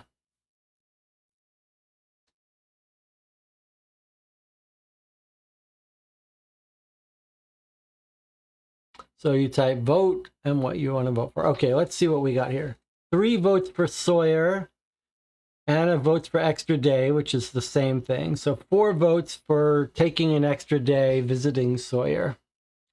And Tina wants to murder an outer god. Whatever that means. Shazner is with us voting for Sawyer. Okay. Anyone else want to go on record? Because remember, we're going to find out at the end what we should have done. So if you want to go on the record now, this is like voting. You can now safely vote for your third party candidate because the decision has already been made, but you could get on the record. Logan says, can we please kill a god? All right, well, we're going to try if we get on the train. Bad things. That train could end up with us being taken out of town and the girl dying. So hopefully not. Okay, we're going to stop here with this vote. We're going to spend an extra day. We're going to try to find this temple guy. Maybe he can help keep us from making a mistake too.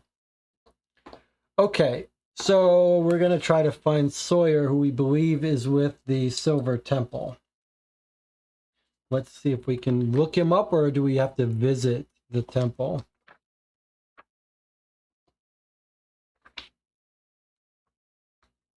So there he is, Andrew Sawyer, N71.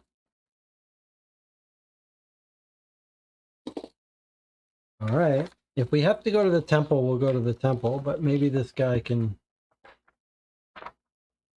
help us out directly. N71.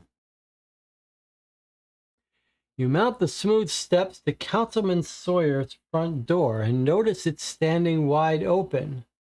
No one answers when you call inside. Just inside the door is an elegant table stand on which you see a small stack of envelopes next to a vase of wilting flowers. The top envelope is a letter from one Edward Sanford. You notice it's marked with a silver starburst, the standard symbol denoting the Order of the Silver Twilight. Then you notice a body laying on its back in a pool of blood in the middle of the living room floor. It's Councilman Sawyer.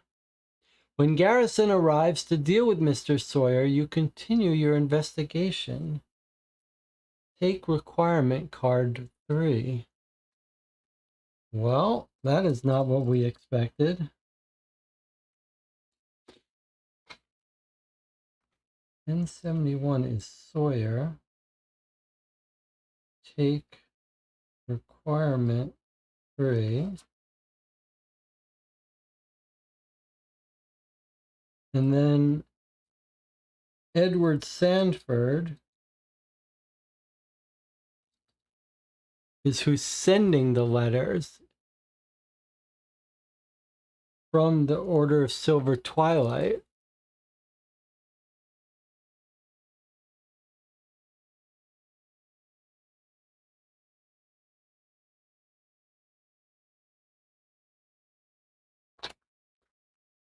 So let's mark down that we went to N71. We got 3.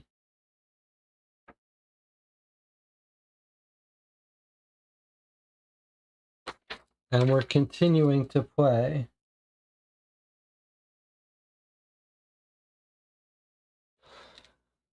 Seems like we could go to the Order of the Silver Twilight, but it seems like we should follow this up and visit Sanford.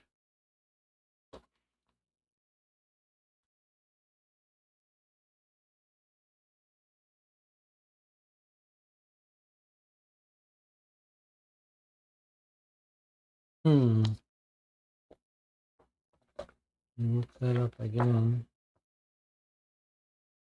Edward Sandford. Edward Sandford. Well, I see a C. Sanford. Or we could go to the Order of the Silver Temple in the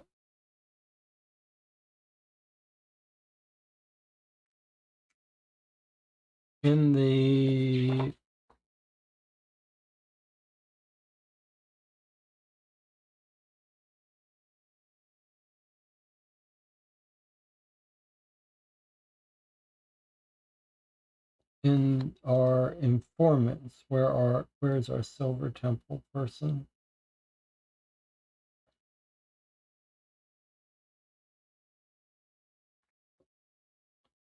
Lyman Sebastian, member and mole of Order of the Silver Twilight.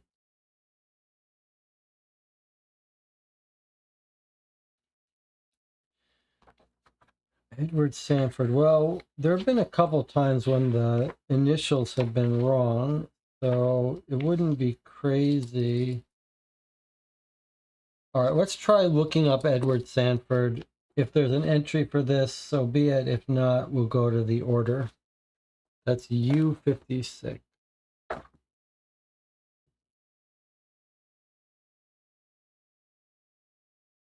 Ouch, he screams when you enter his office. I've already told Garrison all I know. He came by here snooping about Councilman Sawyer's death as if I were a suspect. Ha! He pauses at the confused look on your face. Why are you here? He asks, eyes narrowing in suspicion. You explain your search for the missing Christine Baxter, and Sanford's expression softens. Ah, a child. Well, she's dead and gone, of course. The man's cold directness angers you. You ask him about the accusations he mentioned. Sawyer was probably taken out by a political rival like Ray Pacini. I heard he was seen lurking around his house this week. Either that or Sawyer bit off more than he could chew. Power always comes with a price, and rumor has it that Sawyer didn't come by it honestly. I heard he was visiting Meadow Hill regularly. If I were more gullible, I'd think he was making a deal with the devil. Would be just like him. Either way, if your case has something to do with May Eve, it's worth a visit. You can kill two birds with one stone, if you'll pardon the phrase. You're happy to exit Sanford's home, wondering if Sebastian Lyman can verify his claims. Like an omen, good or bad, a girl in a yellow coat walks down the opposite street. When you call out to her, she takes off running with a frightened look in her eyes. So we could have a pursuit if we wanted to, but we're not going to. All right, so you got a choice to make. Should we? This is our Silver Temple ally. But here's another hint to go to Meadow Hill. So shall we just get on the train to Meadow Hill now? Or do you want to talk to the Silver Temple ally?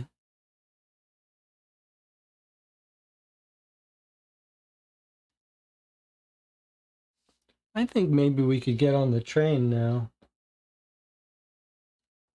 Just because I don't think it is pointing us to our ally, but I don't think the ally is that useful to us now.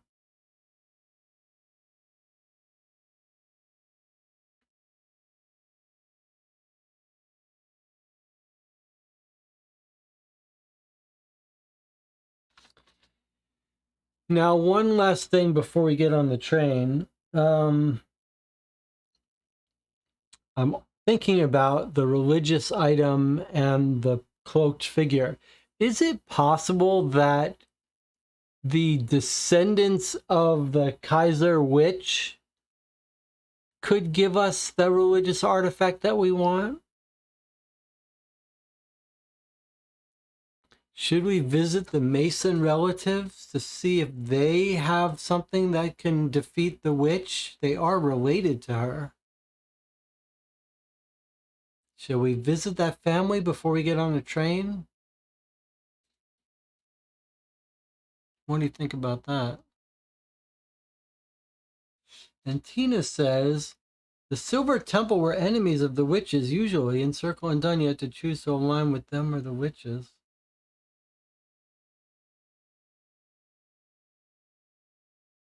Well, we could always go to the ally of the Silver Temple, the mole, but he's unlikely to have some special artifact, right?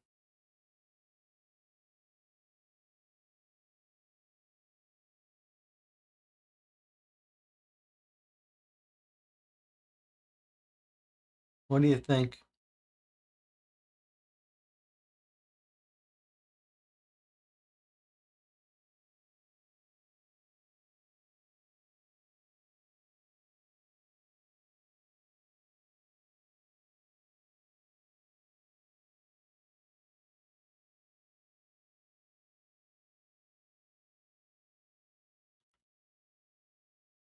What did we take from the scene with Sawyer?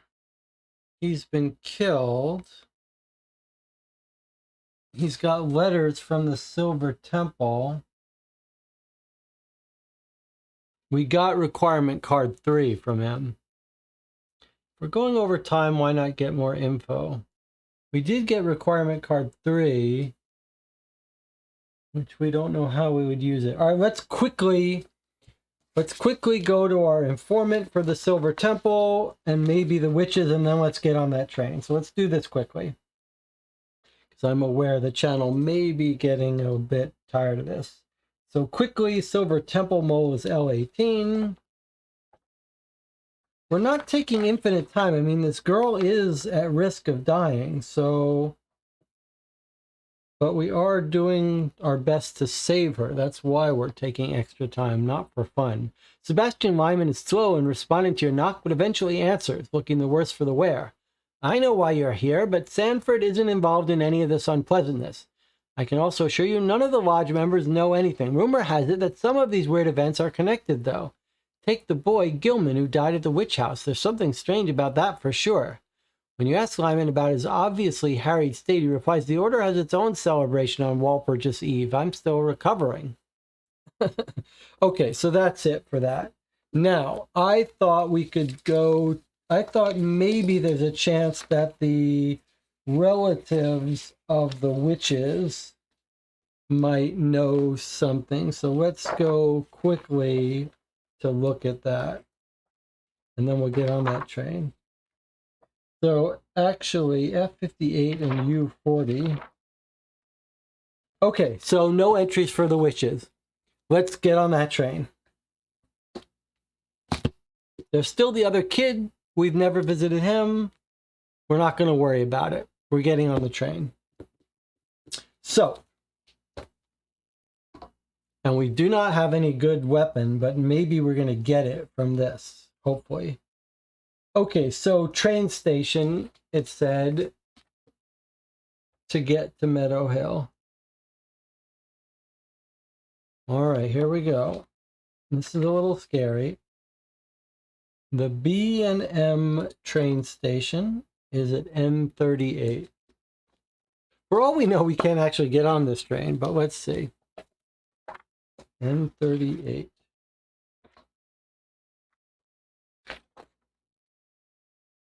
M38, here we are. Oh, we just went right to it. Meadow Hill is a suburb of Arkham proper. The tiny hamlet consists of a dozen homes, a general store, and a cemetery. The only other thing of note is a ravine which runs adjacent to the cemetery.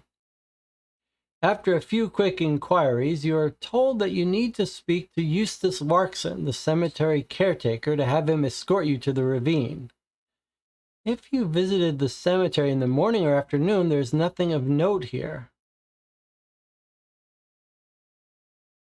If you wish, you can wait here.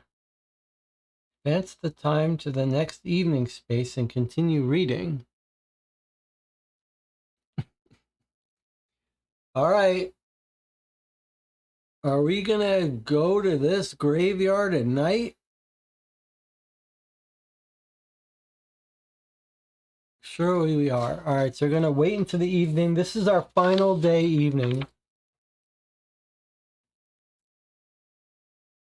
I think it is evening, by the way, anyway. Well, we're playing a little fast and loose, so we're just gonna wait around at night.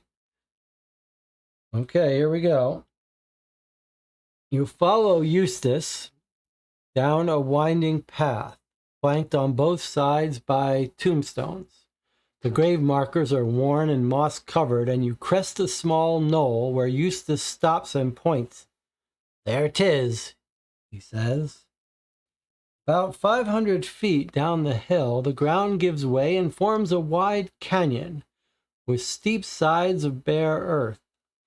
You can hear the faint sound of moving water near the bottom of the ravine and hurry down to the edge to see a small creek at the bottom of the crevice. A creaky footbridge crosses the ravine, and as you look across the cavern, you spot a smooth white stone. half buried in the earth. Stone's about 20 feet long and 5 feet across. You take a tentative step on the footbridge and silently hope it will support your weight. You cross the swaying ancient structure, and when you take your first step on the other side, you trip, falling face first just a few inches from disaster. You look at your feet and see a well-worn doll was the cause of your fall. Take requirement card 5. So we found Christine's doll.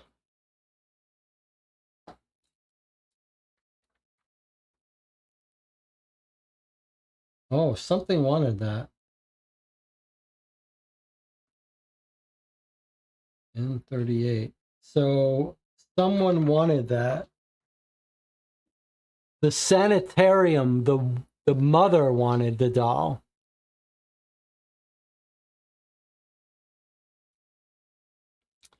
All right. You continue toward the stone and find yourself alone. You aren't sure where Eustace left you, when Eustace left you, but given the strange feeling you get as you get closer to the bizarre monolith, you can't blame him. A feeling of dizziness hits you, and you fall and hit your head hard against a rock. Dizzy, you try to stand, but cannot gain your balance. Suddenly, a voice booms, "What is done is done." With blurred vision, you see a tall figure in robes standing in front of you, his face hidden by his cowl. He holds a hand near your face and speaks. "You cannot save the children. Keziah holds them for me, and in her new body she brings them to me. As their names are written in my book, so shall yours one day." Dizziness consumes you, and the man in black fade from the horizon, now replaced with a writhing mass of tentacles. The next thing you hear is the voice of Eustace asking, "You okay? You froze in place before you set foot on the bridge. I thought you were dying." Shaking the visions from your head, you assure Eustace that you're fine. Nonetheless, Eustace insists on cutting your tour short, and you gladly oblige.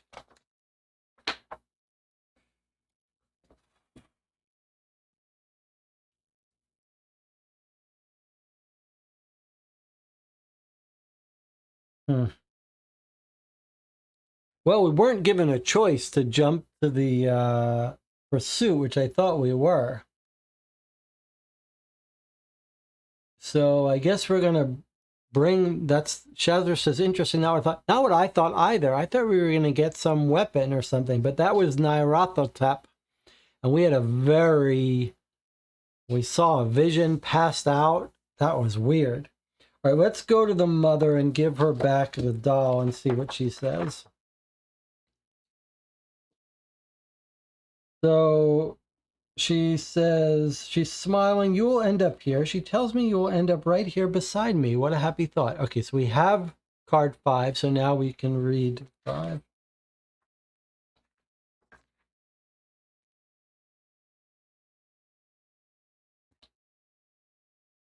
"You show Laura the doll you found at Meadow Hill. Even 8 years later, the old witch is here, but I did not understand," Laura says in an icy voice. "John told me Catherine died, sacrificed. Catherine was spared? I don't. I know I saw her the night Christine disappeared. She told me her name. Christine never knew she had a sister, so the witch still had her, and I thought I could save her. The witch took possession of my baby and spared her for what I do not know." Just as Laura seems to be coherent, she turns to a muttering again, as if she herself suddenly became possessed. The final words you can understand are in a deeper, shaky voice. "They are protected. Do you go to church? You should go to church." Laura laughs wildly. "Go to church."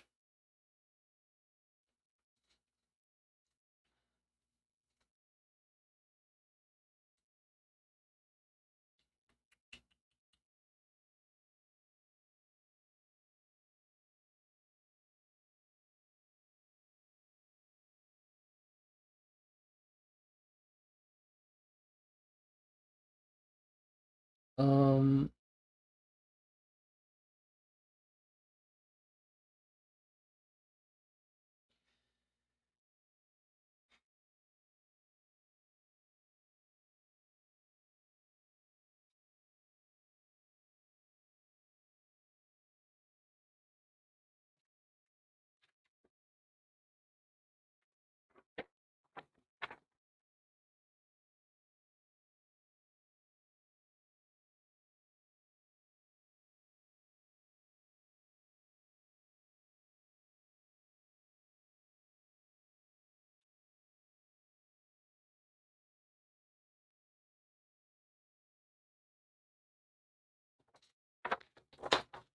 I guess we're just going to walk into pursuit 6. Let's just look at our allies for a second.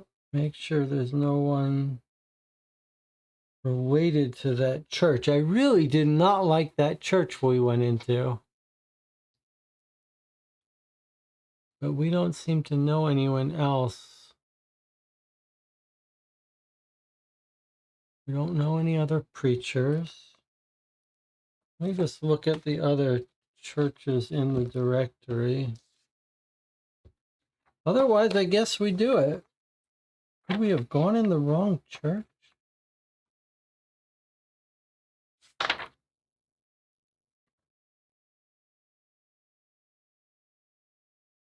There is an abandoned church in this neighborhood.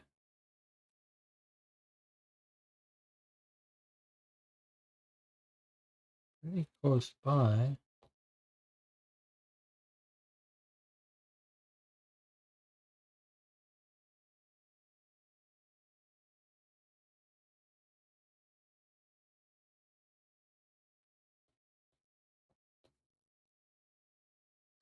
Just going to check out this abandoned church in our neighborhood.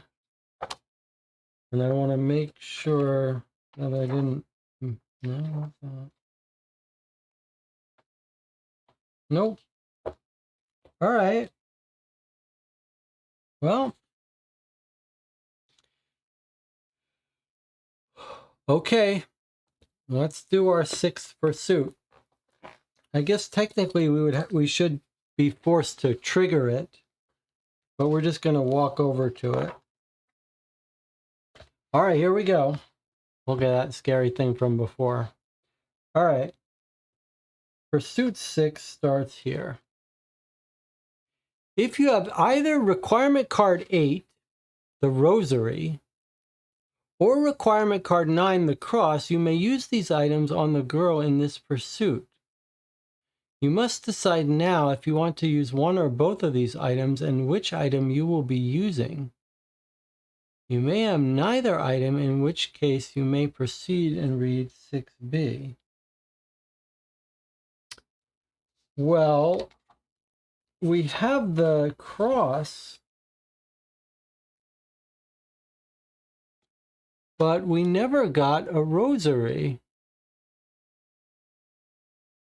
Where were we supposed to get a rosary?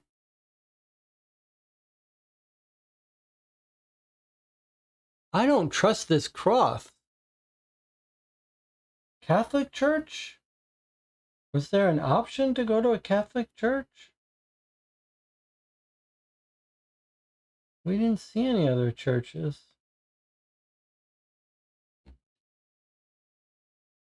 Rosary would be Catholic. Oh, there is a Catholic church. St. Michael's Catholic Church is F18. That's in our neighborhood. At Michael's. Did someone reference it? St. Michael's? Did we have a reference to it? No, there's no entry for it. There's no entry for it. So it wasn't at Michael's Catholic Church. I don't know how we could get it, but I'm scared that we don't have it. All right, we have to go with what we have. I feel like if we had the rosary, we would have a better ending. All right, here we go. Maybe either one works, though. All right, so we're going to choose to use just the cross. If you use one or both, proceed to 6A. Okay, 6A. The girl walks into an apartment building, then down a flight of stairs to basement level. You call out to her and feel your chest tighten. She steps into a light shining through a window. She allows you to get close to her. She makes no movement to escape, but you're sure Keziah is inside the girl, possessing her. Remembering the holy item in your pocket, you hold them in front of her face. The little girl, with an old woman's voice, howls in laughter. You think that will protect you? I'm not a believer in your God, you fool. But thank you for showing up. The laughter is all around, and the rosary and cross turn red in your hand. Burning flesh sizzling, you scream in horror. You must immediately read 6B below and continue this encounter. So this did nothing. If we use the item or not, if we use the item, we read this first. Otherwise, we pursue to the only answer. The old woman inside Catherine attempts a little girl giggle. A shriek of what sounds like fingernails against a chalkboard fills the room, and you cover your ears, sick and dizzy, falling to the floor. Nothing makes sense anymore, you scream. Then you scream louder again and again, each time louder than the last. Nothing makes sense anymore. You hyperventilate, froth at the mouth, fall into a fetal position on the floor, and scream until you pass out. You awaken in a straitjacket in a dark room with no windows. You hear moans from the rooms on either side. Your brain is clear enough to realize you're locked away in the sanitarium. You'll be here for a while until someone figures out what happened. Your investigation has ended. Proceed to the questions page. So it's the old classical trick. We were not supposed to follow her 6 times. She really was possessed by the witch tricking us. And if we hadn't pursued her, none of this would have happened to us. All right, now we get to questions. And there's a giant page of them. Who abducted Christine Baker on May Eve? Do we think the answer is the sister being possessed by the witch came and got her? Catherine? Yeah, okay. For what purpose was she and the other children abducted? That was so that they could be the vessels for people to come back from the dead, right? What did the principal of Christine's school show you? He showed us something. I can't remember what it was. But we did see that. What family secret from 8 years ago are Laura and John Baxter hiding that they had the other twin daughter that died? The drawing, that's right, the drawing. Why did Christine's mother go catatonic so quickly after her abduction? What's our answer to that? Because she thought this would never happen again and it did, or something?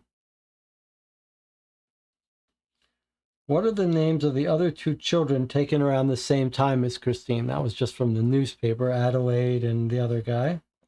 What is the name of Christine's favorite book? I guess that was The Wizard of Oz. What happened to Walter Gilman?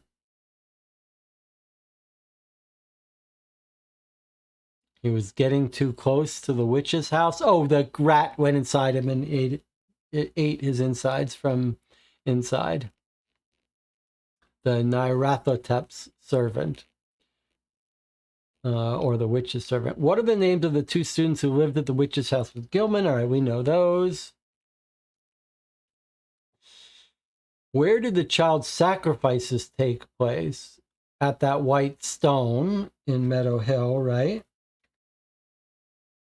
Who killed the little man on the island in the middle of the Miskatonic?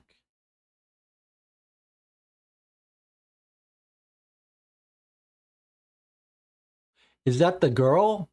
That's the girl with the knife. Did we not pay attention to that enough to notice that she killed that that little girl killed him?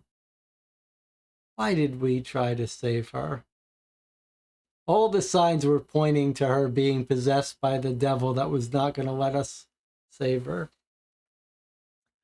All right, so do we think that was Catherine? She had a jagged knife. I think that's right. What is the name of the owner of the advertiser who also lost her child? That was Susan, right? And she went crazy.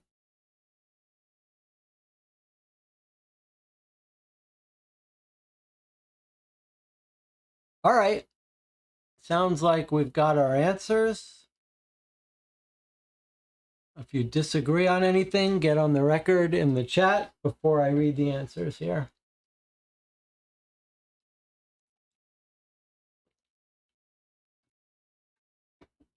All right, here we go. Hold on. Shazner is giving his opinion of the case. We're not ready for that yet. Who abducted Christine Baxter, her sister Catherine, possessed by Keziah Mason? Okay, we got that right. For what purpose was she and other children abducted? Sacrifice and or possession. That's right. We should have added sacrifice because we know there were some that were sacrificed. What did the principal show you? A drawing she made of her holding hands with a witch. That's right. What family secret are they hiding that they had twins? Why did Christine's mother go catatonic so quickly? She came into contact with Catherine, the twin of Christine. I guess that's right. She did say that. What are the names of the two other children? Ladislas Waleko and Adelaide. Yes, from the newspaper. What's the name of Christine's favorite book? Wizard of Oz. What happened to Walter Gilman? He was killed by the rat. What are the names of the two students who lived at the witch house with Gilman? Yeah.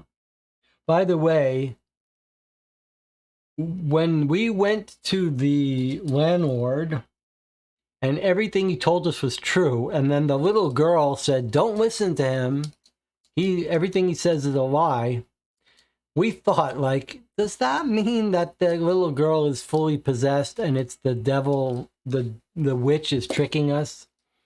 Seems like that's what's happened. The witch tried to get us to not listen to that guy who was telling the truth. Where did the child sacrifices take place? By the ravine at the White Stone. We got that right.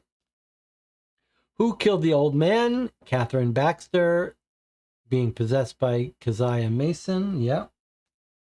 What is the name of the owner of the advertiser? Melinda Susan or Miss Susan. She died inside the sanitarium. All right, so basically we got all the questions correct. We did fully solve it, even though we went crazy. Okay, now sanity penalties. Deduct 1 point for each of these you read. Pursuit 4 and 5 and Pursuit 6B. If you read Pursuit 6A, deduct 1 point for each item you used. Rosary and Cross. If you read all pursuits and used both items, 5 points total. So basically, if we hadn't done any of the pursuits, if we had only done the first couple pursuits, we would have had a better score. We wouldn't have lost our mind. If you read 6B or were placed in the sanitarium, you suffer from temporary insanity. Armitage will eventually come to your aid in about 6 to 8 weeks. If you escaped reading 6B and encountering Keziah, you still had to check yourself into the hospital for a few days. The shock has been too much for you. And then locations, final score. Armitage believes you just had a bad week. It was an emotional time searching for this girl. However, I have taught you all that I can. From now on, I expect you to do your best. And then it says Armitage solved it by going, oh, here's the solution. I forgot that there was a solution. Hearts will never be practical until they can be made unbreakable, quotes Armitage. That's from poor Christine's favorite book. As you can guess, I confronted Baxter with my findings, and he admitted they had twins. Catherine did not die, but was abducted by Keziah or someone on her behalf. Instead of sacrificing the girl, Keziah Mason inhabited the girl. Catherine was born malformed and would have died were she not sustained and dominated by Keziah, who was an ancestor of Laura Baxter, formerly Laura Mason.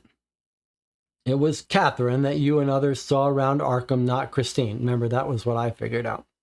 The abducted children were likely taken and sacrificed at the White Stone in Meadow Hill. Brutal. The idea is so reprehensible, I think no one was willing to entertain it, not even myself, and so it went on for years. Keziah possessed poor Catherine and influenced the witch cults in Arkham to take children and devote them to Azathoth and Nyarlathotep. Mason vanished some time ago, as you've learned. That is not dead, which can eternal lie. You finished the line from the Necronomicon, and with strange eons, even death may die. Armitage nods approvingly. Keziah was at least partially responsible for the death of Walter Gilman, who had the misfortune of renting a room in her old house. He most likely meddled with forces he couldn't comprehend. He passed over into the spirit world where Keziah resides. That was a mistake. People are too curious about things that should be left alone. Armitage sighs deeply. When I spoke with John, he maintained that Catherine had died, but he and Laura had begun to suspect otherwise. Laura was having visions, probably similar to the ones experienced by Walter Gilman. When I asked him why he didn't ask for my assistance and in fact stole a copy of the annotated guide to the Necronomicon in some half-baked scheme, he had no satisfactory answer. We have achieved a small victory, though. Keziah's influence should disappear now that Catherine has been taken in. Keziah left her vessel, knowing we would lock Catherine in the sanitarium. Soon as she left, we placed a protective pendant upon the girl. Foster care should allow her to lead a better life. The nurse enters your room with a wheelchair. Here we go. You're ready to leave the sanitarium, or would you like to stay a little longer? Armitage smiles. Okay, then it tells us how he solved it. He went to the Baxter's home. He went to Garrison, which we didn't go to, so we don't know what he said. He went to Dr. Vincent Sutton, I guess for, I don't know what, that guy. Why would you go to that guy? Is he the criminologist? Trauma surgeon, pathologist, injuries. Herbert Corbett, who the hell is that? Forensic expert. He went to the two forensics people. He went to he solved it purely with his allies. Then he went to Amelia Sargent, who's a librarian. He went to the other forensic guy. He went to the school he went to the psychics, witch house, the White Stone, and the sanitarium. Interesting. Okay, Shazner has to leave, off to bed, fun game. All right, so DJ Monica says allies are overpowered in this game. Okay, so what we're going to do now is we're going to take a 5-minute break. As normal, we'll come back, talk about our thoughts about the game. Where would you rank them with the other Mythos tales? How did you like it? 4.5 hours this playthrough, on the shorter side compared to our other games. 5 minutes, I want to hear your thoughts. If you have to leave ahead of time, you can just type your thoughts in the chat. I'll see you in 5 minutes.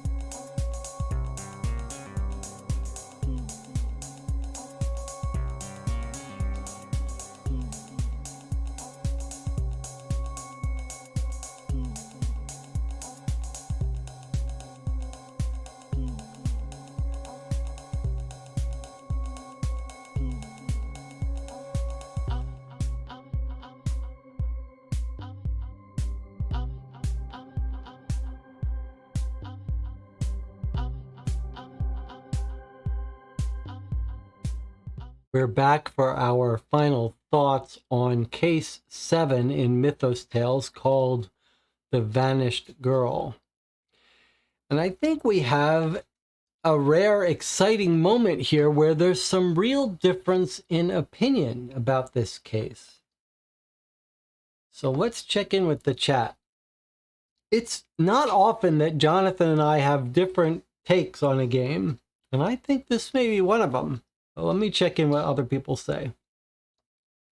Shazner said, off to bed, fun game. John says, it was creepy. I enjoyed the references to Don't Look Now, fun to play with the group, but personally felt pretty out of sync with the designers. Felt like a lot of randomness involved.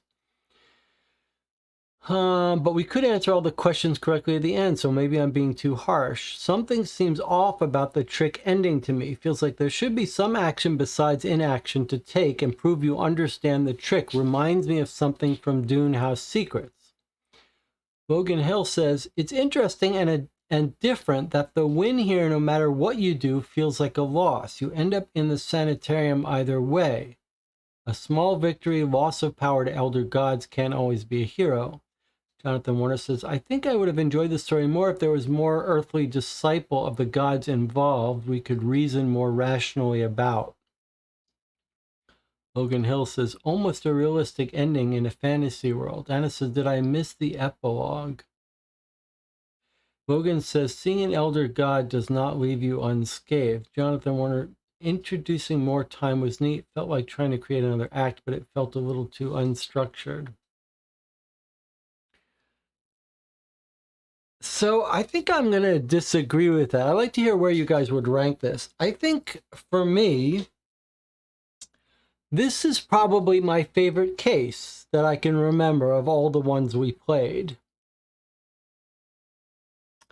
And the reason was that, to me, this one came closest to creating a real feeling of dread and of the madness of this H.P. Lovecraft world, that this stuff was sort of drove us crazy, sort of bleak. Our character could never quite wrap his head around stopping the train that this person was on to try to save this girl, and there was never going to be a way to save her. And we just sort of, the unwrapping of the mystery were these children getting sacrificed, and we almost couldn't believe. Armitage was like, I don't think they're involved. There's no big deal going on. And then we come back to him like, hey, this is bigger than you thought. And I just think that this was a case where all of the rules were sort of, it was an illusion, but it was of all the mechanical illusions that we've played in these previous cases, this one felt like the one that emotionally worked. And full of surprises, how the game first started out being short, and Armitage is like, these aren't related. And then at a certain point, we go to him, he says, okay, you're going to need more time. He gives us more time. That was unexpected and exciting. The rule about these pursuits, we were off balance the whole time. Like, are these good? Do we want the pursuits? Do we not want the pursuits? And it took us a while to figure that out. They were interesting and fun.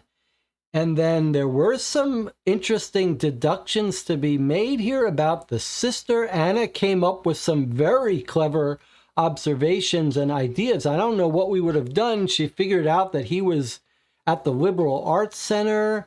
I figured out that the school she was at was really nearby, not the one in the newspaper. There were some very clever things here. They weren't hugely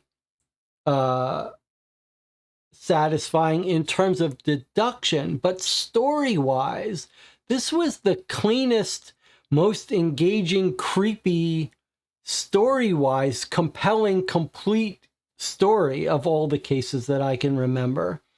And we got a little bit of a background about these witches. We got a little bit of a cold case. I think Jonathan's right that it might have been nice if there were some earthly occultists that were more, that gave us some real world people to be involved with. These were sort of all supernatural. But to me, the story, the theme, the creepiness, the scariness, the tension was all really well done here. And the story was completely engaging from start to finish. And while we were playing, we were like, we knew there was danger. And we knew we could get to the end of this and be in a lot of trouble. Like the foreshadowing of danger was very well done here. And we weren't sure we had the right object to fight this creature. But it's not just that. See, the complaint about the ending was a trick ending, like there was no happy ending here.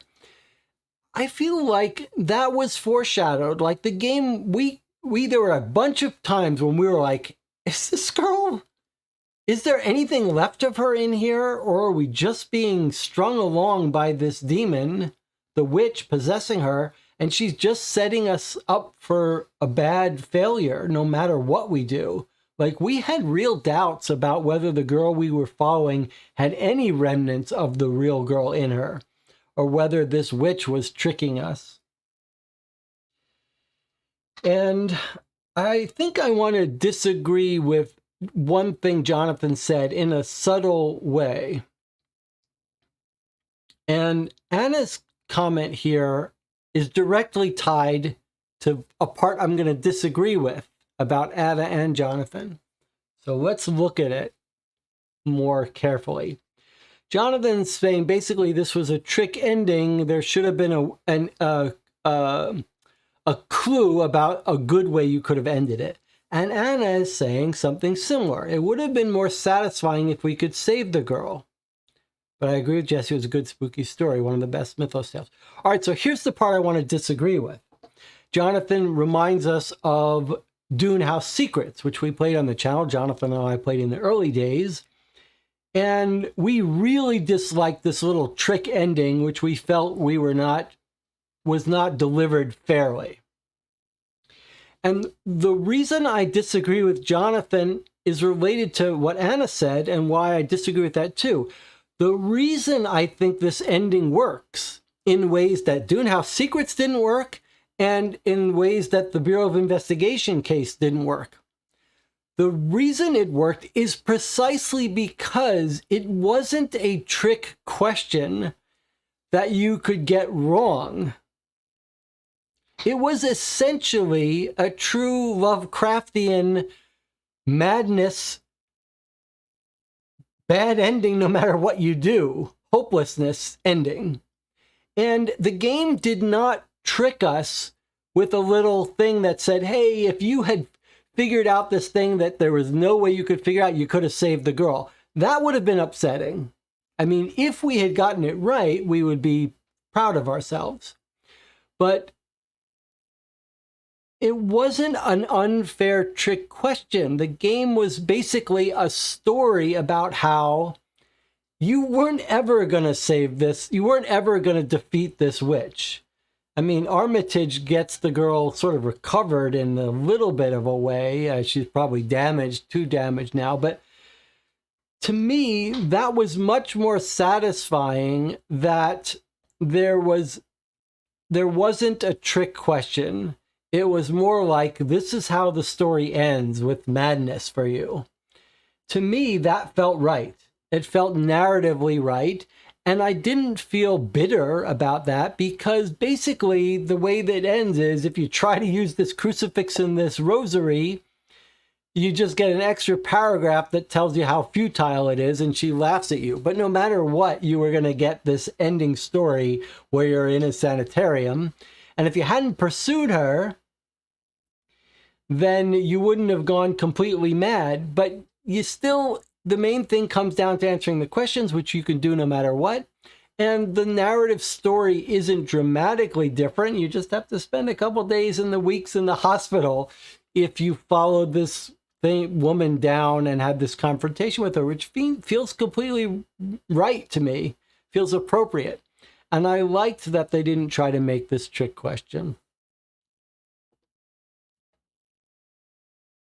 It was a trick, but it was a scripted story that was always meant to end basically this way. Okay, let's see. little suggestions about they could say more about the history of, I mean, yes, it could be better with more story about the background of Christine. Anna says, I'm glad I could make it. Thank the team and Jesse was a real treat. Well, Anna proved why she's the lead detective and got MVP today for figuring out a couple of those key clues and telling us where we needed to go. We were told the psychic was reliable, but she told us we could save the girl and to get the cross, both of which were bad. I'm not sure. I think that psychic might have been taken over by the witch. Anna says, yes, I agree with Jesse. It was more Lovecraftian in this way. It's just my taste, like to save those pretend children. Yes, Anna doesn't like that we couldn't save the children. Well, we did actually end up saving or whatever. Did we save both of the girls or just the one? I can't remember. Jonathan says, yeah, lucky Anna was here. Logan reminds us it does allude to abductions that have been uninvestigated for years. Yep. Can we get clarification on what became of each twin? That's a good question. Yeah, let's see. Which one gets saved? So Christine has disappeared. Now let's look at our ending here. Okay. So what it says is, remember, Christine has disappeared. Okay. Catherine didn't die. She was abducted she was abducted in the past. She was born malformed, actually. She would have died if the witch hadn't taken her over. That's an interesting little twist. And it was Catherine, not Christine, the older twin. I mean, the previous twin that was deformed was the one that we saw, which is the one thing I did right that I figured out. Okay, so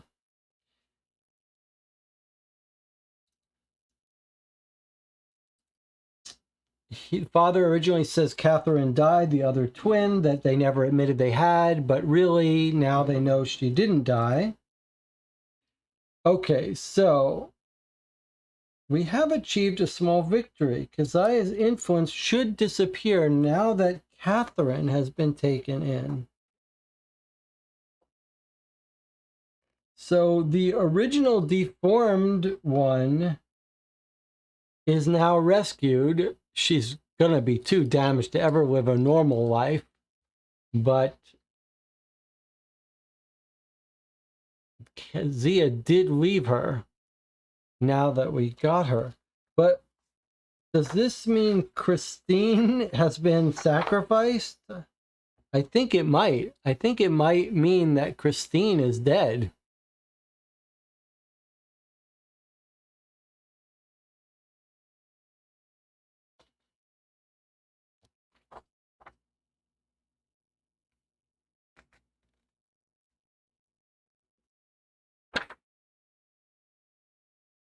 Or is...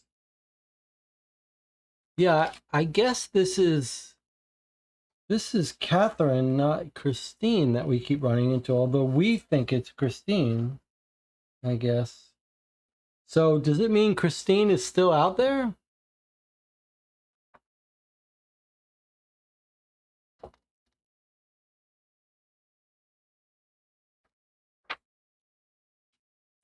It would be nice if both Christine and Catherine were saved, but it sounds like from the ending that only Catherine comes back. And Christine has been killed, sacrificed, or if she's abducted and is taking over someone else's body. Maybe that's to be determined. We don't know. I guess maybe that's the best way to read it. We don't know what's happened with Christine. We never encountered Christine this whole case. It was always Catherine. It was always Catherine we were dealing with, never Christine. We don't know what happened with Christine.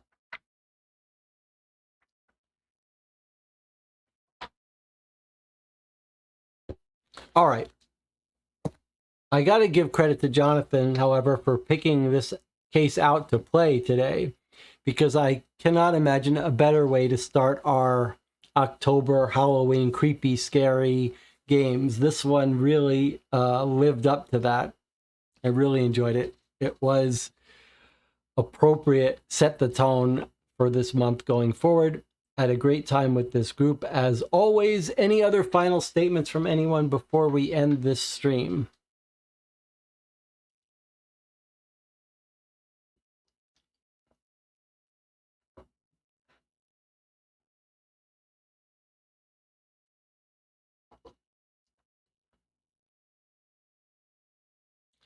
And Tina says, it doesn't make sense where each of the twins are. I don't know. It makes sense to me. Catherine was never died. She was just possessed by the witch who was walking around in her body. And we eventually captured her. And Christine may have been sacrificed before we even get started. Or she's out there. Who did they bury? Who said they buried anyone? You mean who was she looking at the graveyard? I don't think they did bury anyone. She did go to the graveyard staring at someone, but she's probably staring at her own grave is what she was doing. Remember? I don't think it was Christine's grave. I think it was Catherine's grave, but Catherine never really died, but they created a burial plot for her. And so Catherine was walking there, looking at her grave, smiling like, I know that I'm not dead. You know, the witch is looking at it saying, you lied about Catherine dying. Jonathan Warner says, not the top for me. I know Lovecraft is supposed to be beyond comprehension, but for me, it can become a little too convoluted. Just my taste. Glad everyone enjoyed it. I mean, I'm not disagreeing that it wasn't a little random. I just, the illusion worked for me. I think Antina, I think Catherine was looking at Catherine's grave, and we thought it was Christine, but it was just Catherine laughing and smiling at the fact that she's not really dead. She's possessed by the witch. Maybe if you could find the graveyard, you could find a statement about what was buried there she was so interested in. And we still never figured out where the rosemary was. The rosary. And Tina is still asking, Catherine was possessed and not died. Who did they bury? I think they just made an empty grave. The family made an empty grave and pretended to bury her body.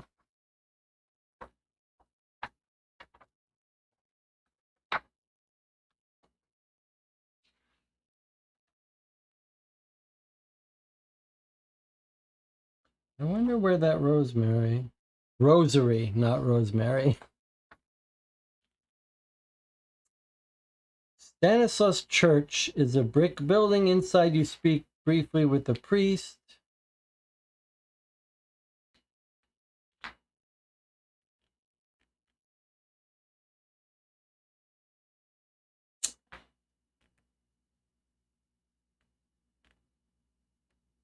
Yeah, I don't know where we would have gone to this church, but one of the other churches gives you the rosary.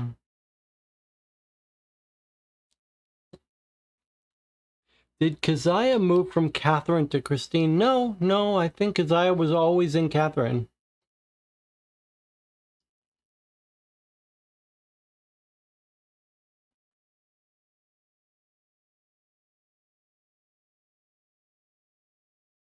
She may be undead walking around as a puppet. John says, I don't know. Maybe the case will grow on me after some sleep. All right, let's end it here. I had a blast, as always. This is a wonderful, great group. And Tina says, that picture doesn't seem deformed. I think you're right. That would have been a nice extra clue if we could have seen that she was deformed. Catherine, where is Catherine now? Then Catherine is in the sanitarium. It said in the ending that they've put her in a sanitarium.